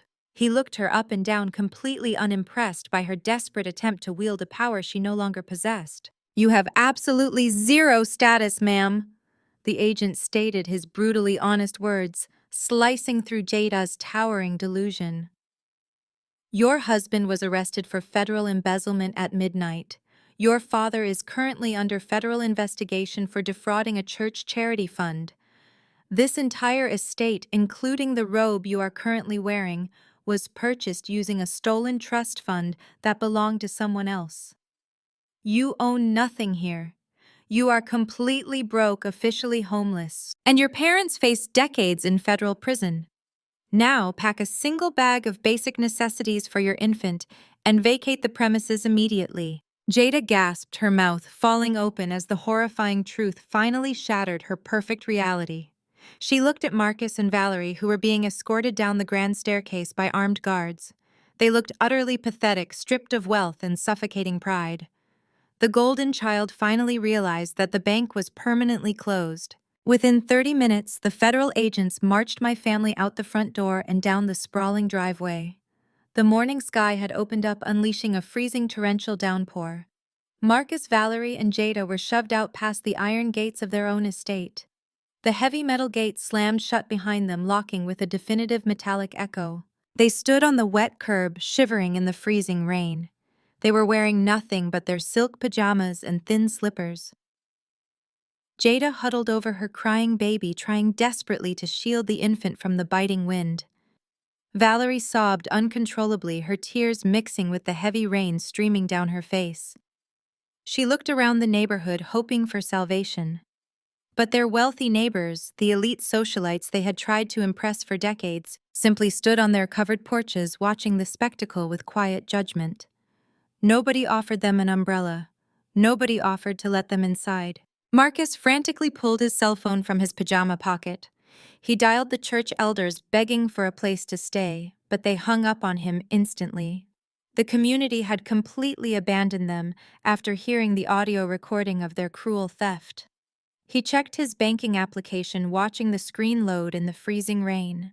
Every single account displayed a balance of 0. They had no money, no friends, and absolutely nowhere left to hide. As the freezing rain soaked them to the bone, Marcus realized they had exactly one option left to survive the brutal winter morning. His hands shook violently as he swiped through his contacts. He stared at the glowing screen, his pride entirely shattered. He swallowed hard, tapping the green call button, making a desperate phone call to the one specific person he swore he would never bow to. Midnight brought a torrential downpour that turned the city streets into rivers of black glass. The freezing rain lashed against the towering reinforced windows of my $20 million penthouse building, high above the chaotic city. I sat in my velvet armchair, nursing a glass of sparkling water, enjoying the perfect, uninterrupted silence. My personal phone rested silently on the smooth marble coffee table, its screen dark and quiet. I knew exactly what was happening down below. The federal agents had finished their job and the fallout was completely out of my hands. But desperate people always find a way to make one final pathetic attempt at salvation. Down in the grand lobby, the heavy glass doors rattled under the sheer force of the storm, and something much more frantic. Marcus, Valerie, and Jada had somehow managed to walk all the way from their seized suburban estate to the heart of the financial district. They bypassed the heavily fortified outer perimeter security gate by slipping through an unguarded delivery entrance around the back of the building. Now they stood completely drenched on the front steps of my exclusive residential high-rise, pounding their bare hands against the thick security glass. The lobby concierge, a stern man named Henry, called my private line. He informed me that 3 soaked, hysterical trespassers were demanding to see me, claiming to be my family.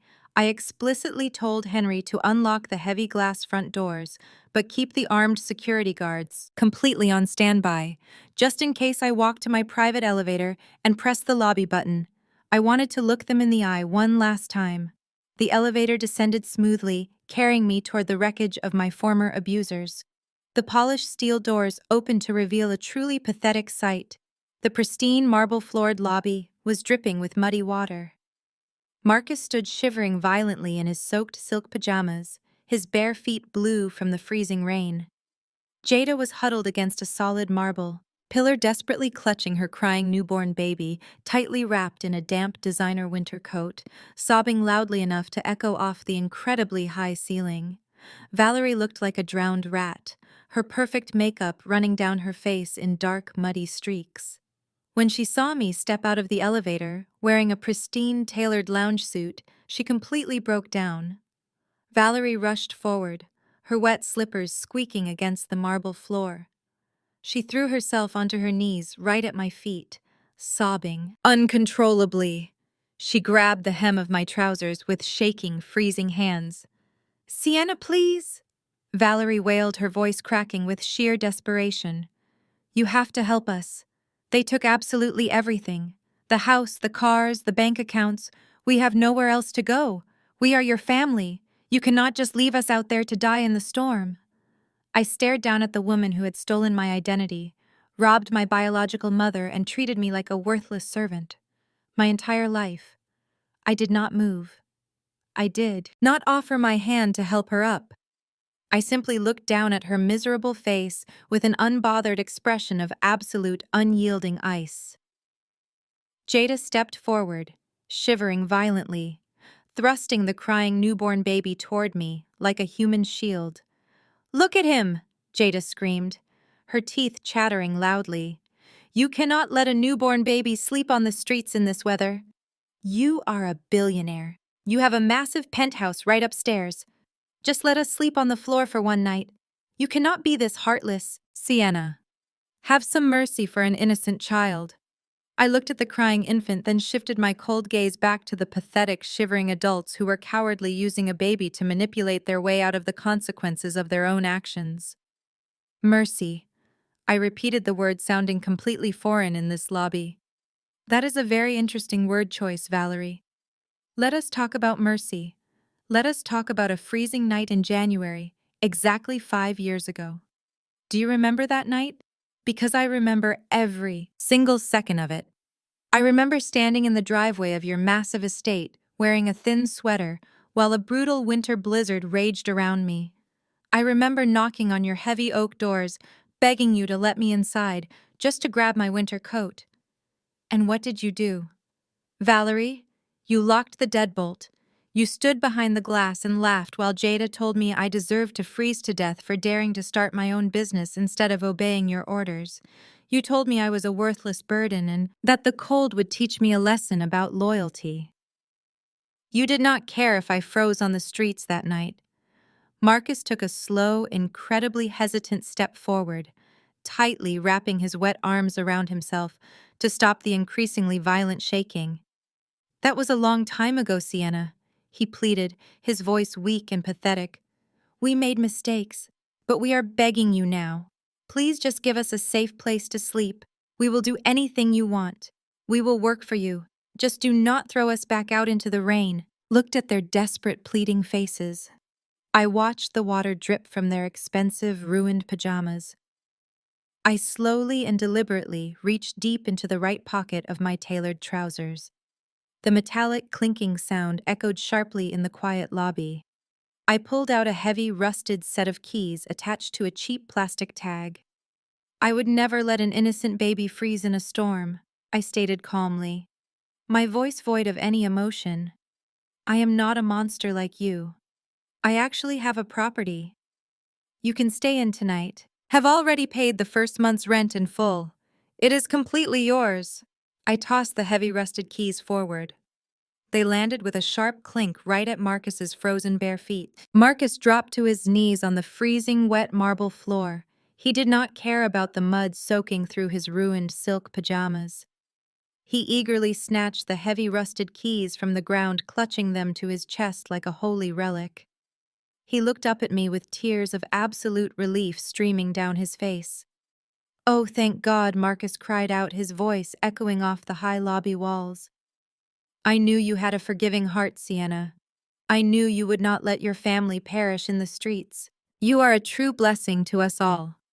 May God multiply your immense wealth for showing us such profound mercy tonight." Valerie let out a long, shaky breath, wiping the muddy mascara from her cheeks. She actually tried to force a grateful smile, though it looked completely psychotic on her shivering face. "We will make this right," Sienna Valerie promised eagerly. "We will pack up our things tomorrow and move into the new place. A fresh start is exactly what this family needs right now. We can be a real family again." I stood perfectly still, my hands resting casually in the pockets of my tailored trousers. I watched them perform their pathetic gratitude, completely blinded by their own desperate entitlement. They genuinely believed I had just handed them the keys to a luxury condominium or a high-end suburban townhouse. They still thought they were royalty temporarily inconvenienced by a minor federal raid. "Read the address tag, Marcus," I suggested, keeping my voice eerily calm. The property manager attached a little plastic label to the ring so you would not get lost on your way home. Marcus nodded frantically, his hands shaking as he held the rusted key ring up to the bright lobby lights. He squinted at the faded yellow plastic tag, trying to read the smudged black ink. A heavy, suffocating silence fell over the grand lobby as his eyes slowly scanned the handwritten address. I watched the last remaining ounce of hope completely drain from my father's face. His skin turned a sickening shade of ash gray. His jaw dropped open, and his hands began to tremble so violently that the rusted keys rattled loudly against each other. He stared at the plastic tag as if it were a venomous snake coiled around his fingers. "What is it?" Valerie asked, her fake smile instantly collapsing. "Marcus, where is the property? Tell me it is at least in the Northern District." Marcus could not speak. He just slowly shook his head, holding the keys out for Valerie to read. She snatched the ring from his trembling hand. She looked at the yellow tag and let out a horrified, agonizing gasp that echoed through the entire building. She dropped the keys onto the marble floor as if they had physically burned her skin. "That is an address in the South Side slums," Valerie whispered, her voice cracking with pure, unadulterated terror. "That is the basement apartment on 53rd Street. Jada gasped, clutching her crying newborn baby tighter against her chest. She stumbled forward, staring at the keys on the floor in absolute disbelief. "No." Jada shrieked, her voice pitching into a hysterical frenzy. "You cannot be serious, Sienna. That building is a condemned rat-infested nightmare. The heating pipes do not even work. There is black mold growing all over the walls. I cannot raise a newborn baby in a ghetto basement. I am Jada Washington. I belong in a gated community, not a filthy slum." I looked directly at my sister, feeling absolutely zero pity for her pathetic meltdown. "You are not Jada Washington anymore," I corrected her sharply. "You are a broke, unemployed single mother whose husband is currently sitting in a federal holding cell. And that rat-infested, moldy, unheated basement is the exact same apartment you forced me to live in 5 years ago." The memory hit them like a physical blow. 5 years ago, when they kicked me out of their mansion in the middle of a brutal winter blizzard, they dumped my belongings at that exact same basement apartment. They paid the sleazy landlord for 1 single month and told me I belonged in the gutter. They left me there to freeze while they returned to their stolen luxury estate to drink expensive champagne. "You are a sick, heartless monster!" Valerie screamed, stepping over the keys and lunging toward me. The security guards in the lobby immediately stepped forward, resting their hands on their holstered weapons, but I waved them back. Valerie stopped, her chest heaving with furious, indignant rage. "How could you do this to us?" Valerie roared. "We took you in when you had nothing. We put a roof over your head. We raised you like our own flesh and blood. You owe us your life, and this is how you repay us. You are pure evil, Sienna." I let out a slow, chilling laugh that made Valerie physically flinch. I slowly walked forward until I was standing just inches away from the woman who had tormented me my entire life. I looked down into her terrified eyes, letting the absolute truth finally destroy her carefully constructed reality. "You made me a monster when you murdered my biological mother and stole my entire life," I whispered, my voice dropping to a lethal, deadly register.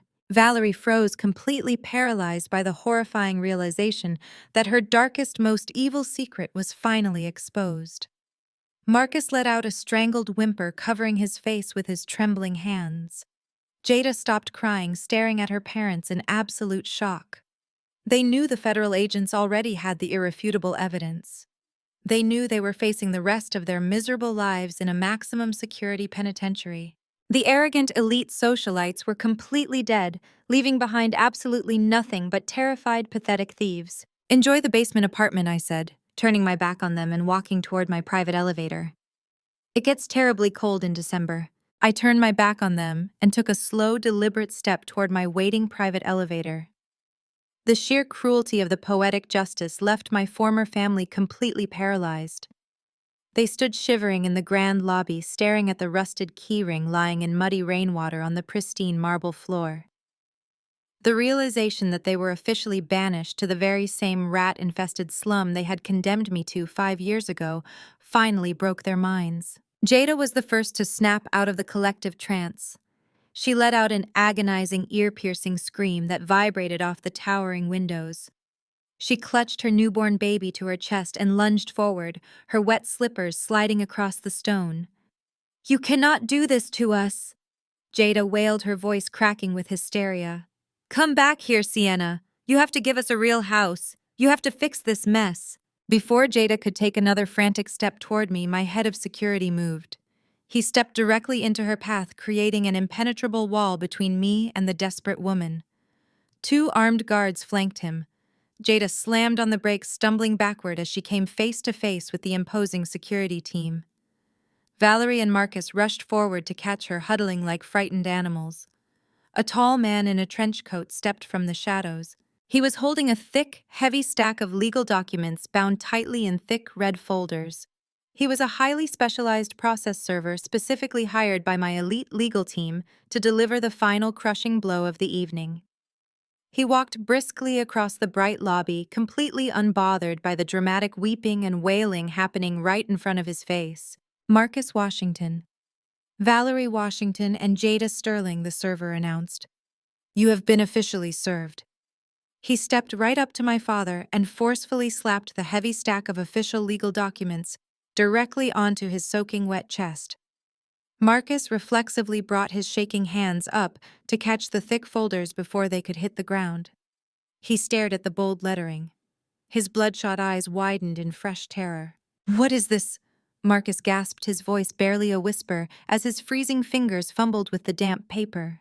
My head of security stepped forward, looking down at my pathetic father with absolute unhidden disgust. "That is a lifetime ironclad restraining order," the security director explained coldly, his voice echoing through the quiet lobby. "It has been signed and expedited by a federal judge just 2 hours ago, based on the overwhelming evidence of your financial crimes and history of psychological abuse." Valerie let out a strangled sob, clutching her hands to her mouth as she stared at the terrifying legal documents. "A restraining order." Valerie wept loudly, shaking her head in complete denial. "You cannot banish us from your life forever, Sienna. We are the only family you have left in this world. You need us." I paused halfway to the elevator, slowly turning my head to look over my shoulder. "I do not need desperate parasites," I stated, my voice cutting through the lobby like a frozen blade. "And the terms of that order are absolutely non-negotiable." My security director crossed his arms over his broad chest, stepping closer to the trembling trio. "Let me make this perfectly clear for you." The director warned, his tone leaving zero room for misinterpretation. "If any of you ever attempt to contact Ms. Sienna again, you will go to prison. If you send her a letter, an email, or a text message, you will go to prison. If any of you ever come within 500 yards of her personal penthouse, her corporate headquarters, or any of her affiliated business properties, you will be in direct violation of a federal court order. You will not be issued a polite warning. You will not be asked to leave the premises. You will be tackled to the hard concrete, placed in handcuffs, and thrown directly into a maximum security jail cell without any possibility of bail. Do you understand these terms?" Marcus nodded frantically, clutching the heavy restraining order against his wet silk pajamas. "We understand," he mumbled, his spirit completely and totally broken. "We will never bother her again. I swear to God we will leave her alone." Jada, however, refused to accept her absolute defeat. She pushed past her broken father, holding her crying newborn baby out in front of her like a pathetic moral shield. "You cannot do this to an innocent child," Jada shrieked, her voice hoarse and desperate. "My baby has nothing to do with this. You are a billionaire. You can afford to put us all up in a nice, warm hotel. You cannot force a newborn to live in a moldy, unheated basement in the slums. Have a heart, Sienna. Show some mercy." I turned my body to fully face her. "I already showed you mercy, Jada," I replied, completely unbothered by her manipulative tears. "I gave you the keys to a roof over your head. That is infinitely more than you gave me when you told me to freeze to death in a blizzard. You wanted to live a life of luxury, built on stolen money. Now you get to experience the real world. Welcome to rock bottom." I turned my back on them for the absolute final time. I walked straight into my private executive elevator. The heavy, polished steel doors smoothly slid shut, blocking their pathetic, miserable faces from my view forever. As the elevator began its rapid ascent to my warm luxury penthouse, the lobby security guards swiftly escorted the crying trio out the front entrance. They forcefully pushed Marcus, Valerie, and Jada out into the freezing torrential storm without umbrellas. The guards stepped back inside, and the heavy reinforced glass doors of the grand lobby locked automatically with a loud, definitive click, shutting them out in the freezing, dark, cold rain forever. The elevator doors slid shut, sealing out the storm and the pathetic wailing of the people who used to call themselves my family. As the cabin ascended, I felt a heavy weight lift from my shoulders. For 30 years, I carried the suffocating burden of their toxic manipulation. Now I ascended to a sanctuary built entirely by my own hands, the doors parted to reveal my immaculate living space. Ambient lighting cast a golden glow across the imported marble floors. Outside, the torrential rain continued to batter the city, but inside everything was finally safe. I opened a chilled bottle of vintage champagne.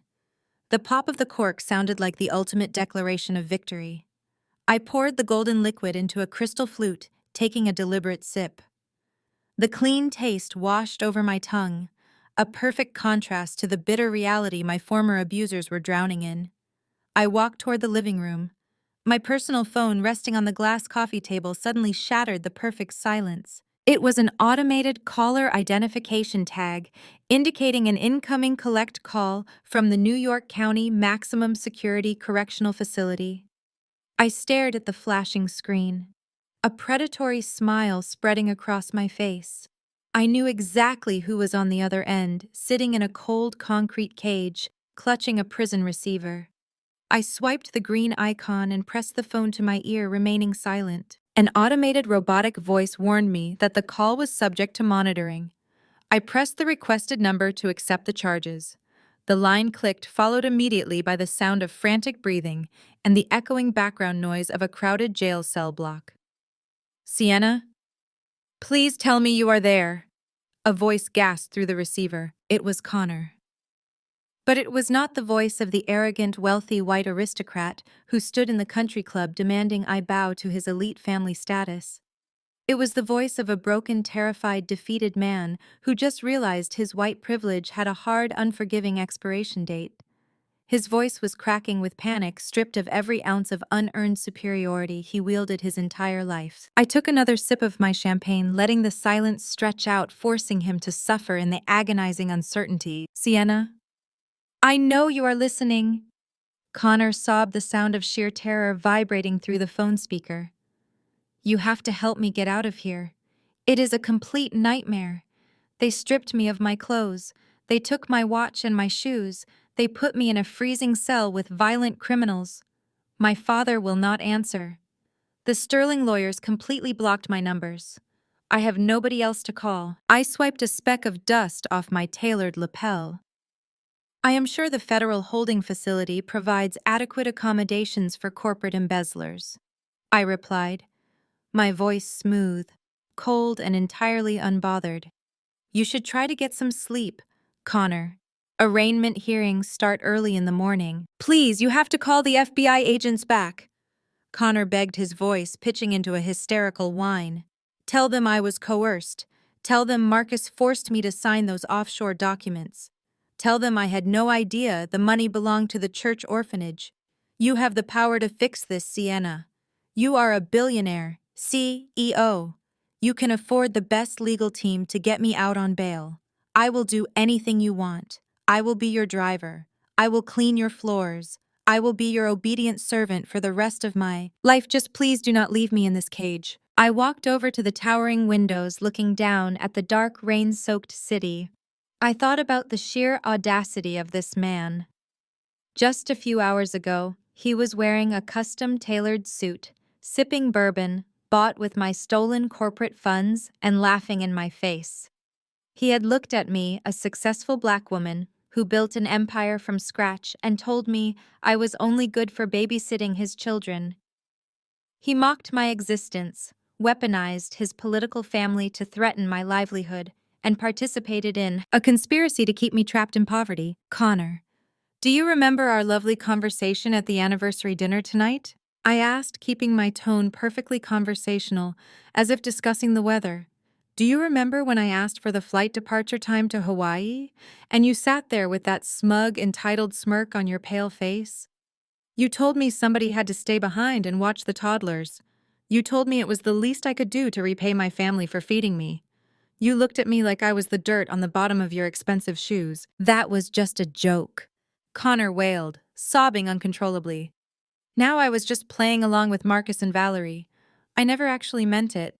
I respect you, Sienna. I always have. Please, I am begging you on my hands and knees. You are begging the wrong person. I stated, my voice dropping to a lethal, unforgiving register that cut right through his pathetic weeping. You thought your elite background and your father's political power made you an untouchable god. You thought you could steal from my company and hide behind your status. But you failed to realize one crucial fact. What is that? Connor gasped, desperately clinging to my every word. You are not a high society elite anymore, Connor, I replied, staring out at the flashing city lights. In my world, you are just a fired employee who embezzled from the wrong black woman. Enjoy the prison food. I pulled the phone away from my ear, ignoring his frantic screams. I tapped the red button, instantly cutting off his voice. I opened my call settings and permanently blocked the correctional facilities number. I set my phone face down on the glass table, picked up my crystal flute, and drank to the unbroken silence. I tapped the bright red button, instantly cutting off his whining voice. I opened my call settings and permanently blocked the facilities number. I set my mobile phone down, picked up my crystal flute, and drank to the unbroken silence. That silence was the final note of a symphony I composed over 30 years. I did not shed a tear for the people I left in the ruins. I finally turned off the lights and peacefully slept. A full year passed since that storm washed the filth out of my life. 1 year had ground their remaining dignity into a fine powder. The federal justice system and extreme poverty executed a flawless masterpiece on the Washington family. On the dark, gritty south side of the city, the fluorescent lights of a 24-hour fast food diner flickered erratically. Marcus Washington, the man who once wore custom-tailored Italian suits and commanded the respect of elite country club socialites, was currently wearing a grease-stained polyester uniform. His gray hair was thinning rapidly, his posture severely stooped under the crushing weight of public disgrace and massive federal restitution debts. He pushed a dirty string mop across the sticky linoleum floor of the kitchen, his aching joints protesting with every single movement. He paused to wipe the sweat from his forehead, using the back of a calloused hand. The heavy scent of stale frying oil clung to his skin, replacing the expensive designer cologne he used to flaunt. "Hey, old man, you missed a spot by the deep fryers," a 19-year-old shift manager shouted, pointing a greasy spatula toward the corner. "Stop leaning on the mop and get it cleaned up right now, or I am docking your hourly pay." Marcus did not argue. He did not puff out his chest or demand respect or boast about his former multi-million-dollar real estate portfolio. He simply lowered his head, completely stripped of his towering, arrogant pride, and obediently dragged the filthy mop toward the grease trap. He was a broken, hollow shell of a man, surviving solely on minimum wage and bitter, agonizing regrets. A few miles away in a run-down commercial strip mall, Valerie experienced her own unique brand of daily absolute hell. She was working the closing shift at a chaotic discount retail warehouse. The woman who once spent thousands of stolen dollars on exclusive diamond jewelry and luxury handbags was now wearing a cheap blue vest with a plastic name tag pinned to her chest. She was on her knees sorting through tangled piles of discarded clearance clothing that reckless customers had thrown onto the dusty floor. Her perfectly manicured nails were long gone, replaced by chipped, cracked polish and calloused fingertips. "Valerie, pick up the pace," a 20-something floor supervisor snapped, clapping her hands sharply as she walked down the messy aisle. "This entire section needs to be color-coordinated and restocked before closing. You are moving too slow again. If you cannot handle the basic physical requirements of this retail job, I will find someone younger who can." Valerie swallowed her deeply ingrained pride, biting her lips so hard she tasted copper. Yes, ma'am, Valerie whispered, her voice trembling with absolute humiliation. She scrambled to fold the cheap synthetic shirts, her knees aching against the hard concrete floor. Every single day, she was brutally reminded of exactly where she belonged, at the very bottom of the social hierarchy she used to relentlessly mock. Deep in the absolute lowest trenches of the city, Jada sat on a stained mattress inside the exact same moldy, unheated basement apartment she had laughed at 5 years ago. It was December again, and the freezing winter air leaked steadily through the cracked foundational windows. The walls were covered in creeping black mildew, and the exposed pipes rattled violently overhead. Her 1-year-old son lay in a cheap portable crib, crying relentlessly from the biting cold. The chauffeur, the man she threw away her billionaire white husband for, had abandoned her the very second the federal agents seized her bank accounts. He packed a single duffel bag and took the first bus out of state, leaving her completely broke and entirely alone. Jada sat shivering in a faded, torn sweater, wrapping her arms around her knees to conserve body heat. She stared blankly at the small, rickety coffee table. Sitting right in the center of the scratched wood was a glossy copy of Forbes magazine. She had stolen it from a convenience store waiting room just to torture herself. The cover featured a brilliant high-definition photograph of me looking powerful, radiant, and completely untouchable in a custom designer suit. The bold headline read, "The anonymous billionaire steps into the light, Sienna, Washington's massive corporate empire." Jada's face twisted into a horrifying mask of pure, bitter, powerless envy. She dug her fingernails into her own arms, sobbing uncontrollably in the freezing dark, completely trapped in the precise hell she had actively built for me. Far away from the freezing city streets, the harsh metallic clang of heavy steel doors echoed through a maximum security federal penitentiary. Connor Sterling stood shivering in the center of a crowded concrete exercise courtyard. He was wearing a baggy, faded orange prison jumpsuit, completely stripped of his arrogant white privilege and his elite political safety net. He looked absolutely terrified. The aggressive high society predator had become the ultimate prey. He flinched at every loud noise, keeping his head ducked low, anxiously looking over his shoulder, as groups of hardened, violent inmates circled the cold gray yard. There were no expensive lawyers coming to save him. There was no wealthy father left to bribe a judge. He was utterly trapped in a terrifying nightmare of his own making, permanently locked away in a brutal, unforgiving, cold concrete cage for the next 10 miserable and agonizing years of his ruined life. The towering gray walls of the prison courtyard slowly closed around his trembling body. The darkness reached its absolute lowest point. Then the harsh, ugly, cold gray concrete suddenly and completely faded away forever. The camera view aggressively transitioned, shifting upward and bursting outward into a brilliant, blindingly warm cascade of beautifully bright golden sunlight, wrapping the world in absolute, pure, radiant warmth. The harsh, ugly, cold gray concrete of the past completely faded away.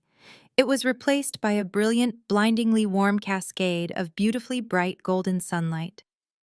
The radiant morning sun poured through the massive floor-to-ceiling arched windows of the Grand Ballroom at the Plaza Hotel in downtown Manhattan. The atmosphere was nothing short of absolute magic. Crystal chandeliers sparkled overhead, casting prisms of light across tables draped in heavy white silk. Waiters in immaculate black tuxedos circulated silently through the room, carrying silver trays loaded with vintage champagne and exquisite appetizers. The room was packed with the most influential business leaders, philanthropists, and visionaries in the city. But unlike the fake, pretentious country club gatherings my former abusers used to desperately claw their way into, this room was filled with genuine excellence.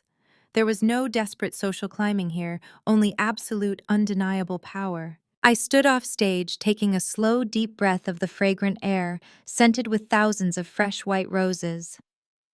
My security director, the same man who had helped me execute my flawless retaliation a year ago, stood by my side. He gave me a respectful, encouraging nod. I smoothed the fabric of my custom-tailored emerald green silk gown. The rich color perfectly complemented my skin, making me feel like absolute royalty. The master of ceremonies called my name, and the entire ballroom erupted into deafening, genuine applause. I walked up the velvet-lined stairs and took my place behind the polished crystal podium. I looked out over the sea of smiling, admiring faces. I did not feel any of the anxiety or worthlessness that Marcus and Valerie had spent 30 years violently programming into my brain. I felt breathtakingly powerful. I felt completely, irrevocably free. Thank you all for gathering here this evening, I began, my voice echoing clearly and confidently through the massive ballroom. We are here tonight to talk about legacy. For a very long time, I was taught that a legacy was something you hoarded.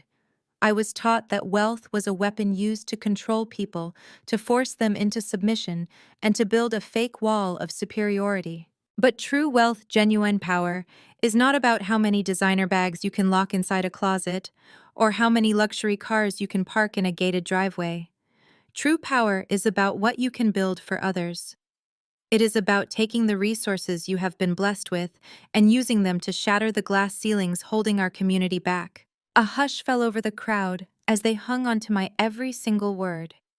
Tonight, I am incredibly proud to officially announce the launch of the Elara Trust, I stated, allowing a genuine warm smile to spread across my face. I named this foundation after my biological mother, Elara. She was a brilliant, pioneering African-American entrepreneur who built a massive real estate empire entirely from scratch. Her legacy was tragically cut short, and her wealth was wrongfully hidden in the shadows for 3 decades. But today, I am bringing her light back into the world. The Elara Trust is fully funded with an initial endowment of $50 million. This multi-million-dollar foundation is dedicated exclusively to providing aggressive venture capital, comprehensive mentorship, and zero-interest business loans to African American women entrepreneurs. We are going to fund the next generation of brilliant Black women, so they never have to beg for a seat at the table. We are going to help them build their own tables. The ballroom absolutely exploded with applause. People rose to their feet, delivering a thunderous standing ovation. I looked down at the very front row right below the podium. I did not see the bitter, envious faces of people who shared my DNA. I saw my true chosen family. I saw Elias Thorne, the brilliant forensic auditor who helped me uncover my stolen birthright. I saw my loyal corporate board of directors, the brilliant men and women who had stood by my side as we expanded Apex Holdings into a global powerhouse. I saw genuine friends who respected my mind, honored my boundaries, and celebrated my victories without a single ounce of toxic jealousy. Looking at their beaming faces, I realized the ultimate truth about life. True family is not determined by stolen bloodlines, forged adoption papers, or forced proximity. True family is built entirely on a foundation of mutual respect, unwavering loyalty, and unconditional support. I raised my hands gently, signaling the cheering crowd to completely settle down so we could quickly move to the final segment of the gala. The Master of Ceremonies announced that I would take a few brief questions from the eager press pool gathered at the back of the huge room. Several reporters raised their hands, asking insightful questions about the specific financial logistics of the Elara Trust and the future corporate expansion plans for Apex Holdings. I answered each detailed inquiry with sharp practice precision, feeling entirely in my true element. As the designated time for the press conference drew to a close, the room quieted down for one final inquiry. A prominent, highly respected investigative journalist from a major national news network stood up from the front row of the press section. She held a silver microphone, her expression a mixture of deep professional curiosity and intense personal respect. The heavy silence in the grand ballroom thickened thick with anticipation as everyone waited for her words. Miss Sienna, the journalist, began, her clear voice projecting loudly across the massive room, capturing the absolute attention of every single person present. Your incredibly inspiring professional journey from a struggling outcast to a billionaire corporate titan has been absolutely extraordinary. The entire country currently knows all the shocking details of how you aggressively reclaimed your stolen empire from the ruthless people who raised you. With all your immense success standing here tonight, do you have any message for the family that originally cast you out? The grand ballroom went dead silent. You could hear the faint hum of the massive chandeliers. Thousands of elite guests held their collective breath waiting for my response. Cameras swiveled simultaneously, locking their lenses directly onto my face. Bright white flashes illuminated the stage. I stood perfectly still behind the podium, letting the heavy anticipation saturate the room. I did not flinch. I looked down at my hands resting elegantly on the podium, and then I slowly raised my head to look directly into the primary broadcast camera. My gaze was razor sharp, completely unbothered, and overwhelmingly triumphant. I thought about Marcus, sweeping floors in a fast food kitchen. I thought about Valerie folding shirts under the harsh fluorescent lights of a discount warehouse. I thought about Jada, rotting away in that basement apartment, completely abandoned by her chauffeur lover. I thought about Connor, pacing the cold gray concrete of a prison courtyard, looking over his shoulder in sheer terror. They had tried to bury me alive under a mountain of lies, financial abuse, and cruelty. They assumed I would disappear into the night and die so they could continue funding their lifestyle with my stolen inheritance. But I did not die. I survived. I strategized. I conquered and I dismantled their entire existence piece by bloody piece until absolutely nothing was left but ashes and regret. I leaned slightly closer to the silver microphone, ensuring my voice would be broadcast with perfect crystal clarity into millions of homes across the country. I let a slow, brilliant smile spread across my face. I have absolutely no words for them. I stated my voice, resonating with pure, unadulterated power. I am far too busy enjoying my family trip to Hawaii on my own private jet. For a fraction of a second, the sheer audacity of the ultimate callback hung suspended in the fragrant air of the ballroom. Then the entire room absolutely exploded. It was a deafening, thunderous eruption of pure, joyous applause. The crowd of elite business leaders and loyal allies leaped to their feet, cheering wildly at the absolute perfection of the mic drop. The journalists scrambled frantically, shouting eager follow-up questions over the massive roar of the audience. But I was completely finished. I stepped gracefully away from the crystal podium, leaving the microphone behind. I did not look back. Elias Thorne, my brilliant forensic auditor and my towering director of corporate security, immediately flanked me as I descended the velvet-lined stairs. My board of directors and my genuine chosen family stood at the bottom of the stage waiting to receive me. We exchanged victorious smiles, knowing we had just executed the most spectacular corporate and personal vindication in modern history. The heavy security detail formed a tight protective wedge around me, carving a smooth, clear path through the wildly cheering crowd of high society elites.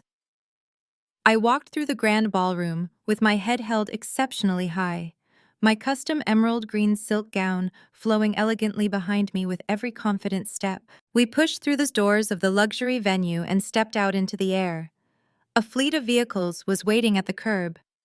My security director opened the door of the lead vehicle, and I slid into the back seat. We drove swiftly through the bustling city streets, leaving the flashing cameras and the roaring crowds far behind us. The journey to the private executive airfield was remarkably quick and beautifully quiet. I looked out the tinted window, watching the bright city lights blur past, feeling a profound, absolute peace settling deep inside my bones. The bitter, angry girl they had kicked out into the snow 5 years ago was officially completely gone forever. I was a titan now. The armored convoy pulled smoothly onto the pristine private tarmac, stopping right beside my magnificent custom luxury aircraft. The sleek, aerodynamic jet gleamed under the towering runway lights, its massive twin engines already humming with immense, terrifying power. The corporate Apex Holdings logo was painted proudly across the tail fin in heavy gold lettering, declaring my absolute ownership to the entire world. The cabin crew stood at strict attention at the base of the boarding stairs, waiting to welcome me aboard. I stepped out of the vehicle and breathed in the crisp scent of jet fuel and limitless freedom. Several dedicated journalists and media photographers who had aggressively followed my convoy from the gala were gathered behind the secure chain-link fence, desperately trying to capture the final moment of the evening. The bright white flashes of their cameras strobed wildly against the dark night sky. I walked confidently up the plush carpeted steps of the private jet, feeling the immense power of the humming engines vibrating through the soles of my designer heels. When I reached the very top step, I stopped. I turned around slowly, looking out over the sprawling, magnificent city skyline that I now completely dominated. I looked directly at the flashing cameras waiting behind the perimeter fence. I flashed them one last brilliant, unapologetic smile of absolute total victory. I raised my champagne, flute in a silent toast to the incredible future ahead. I turned my back on the cameras and stepped inside the luxurious cabin. The heavy door smoothly sealed shut behind me, locking out the rest of the world. Within minutes, the sleek jet taxied down the runway, building incredible speed before lifting effortlessly into the darkening sky. I sat in my plush leather seat, watching the city lights shrink into tiny, insignificant dots far below. The aircraft soared higher and higher, chasing the brilliant, vibrant colors of the setting sun. I had taken back my stolen empire, crushed my abusers into dust, and finally secured my royal legacy. The game was officially over, and I had won absolutely everything. It was the ultimate vindication for every tear I had ever shed during those dark, miserable years of torment. Fade to pure black. The perfect, undisputed, ultimate victory.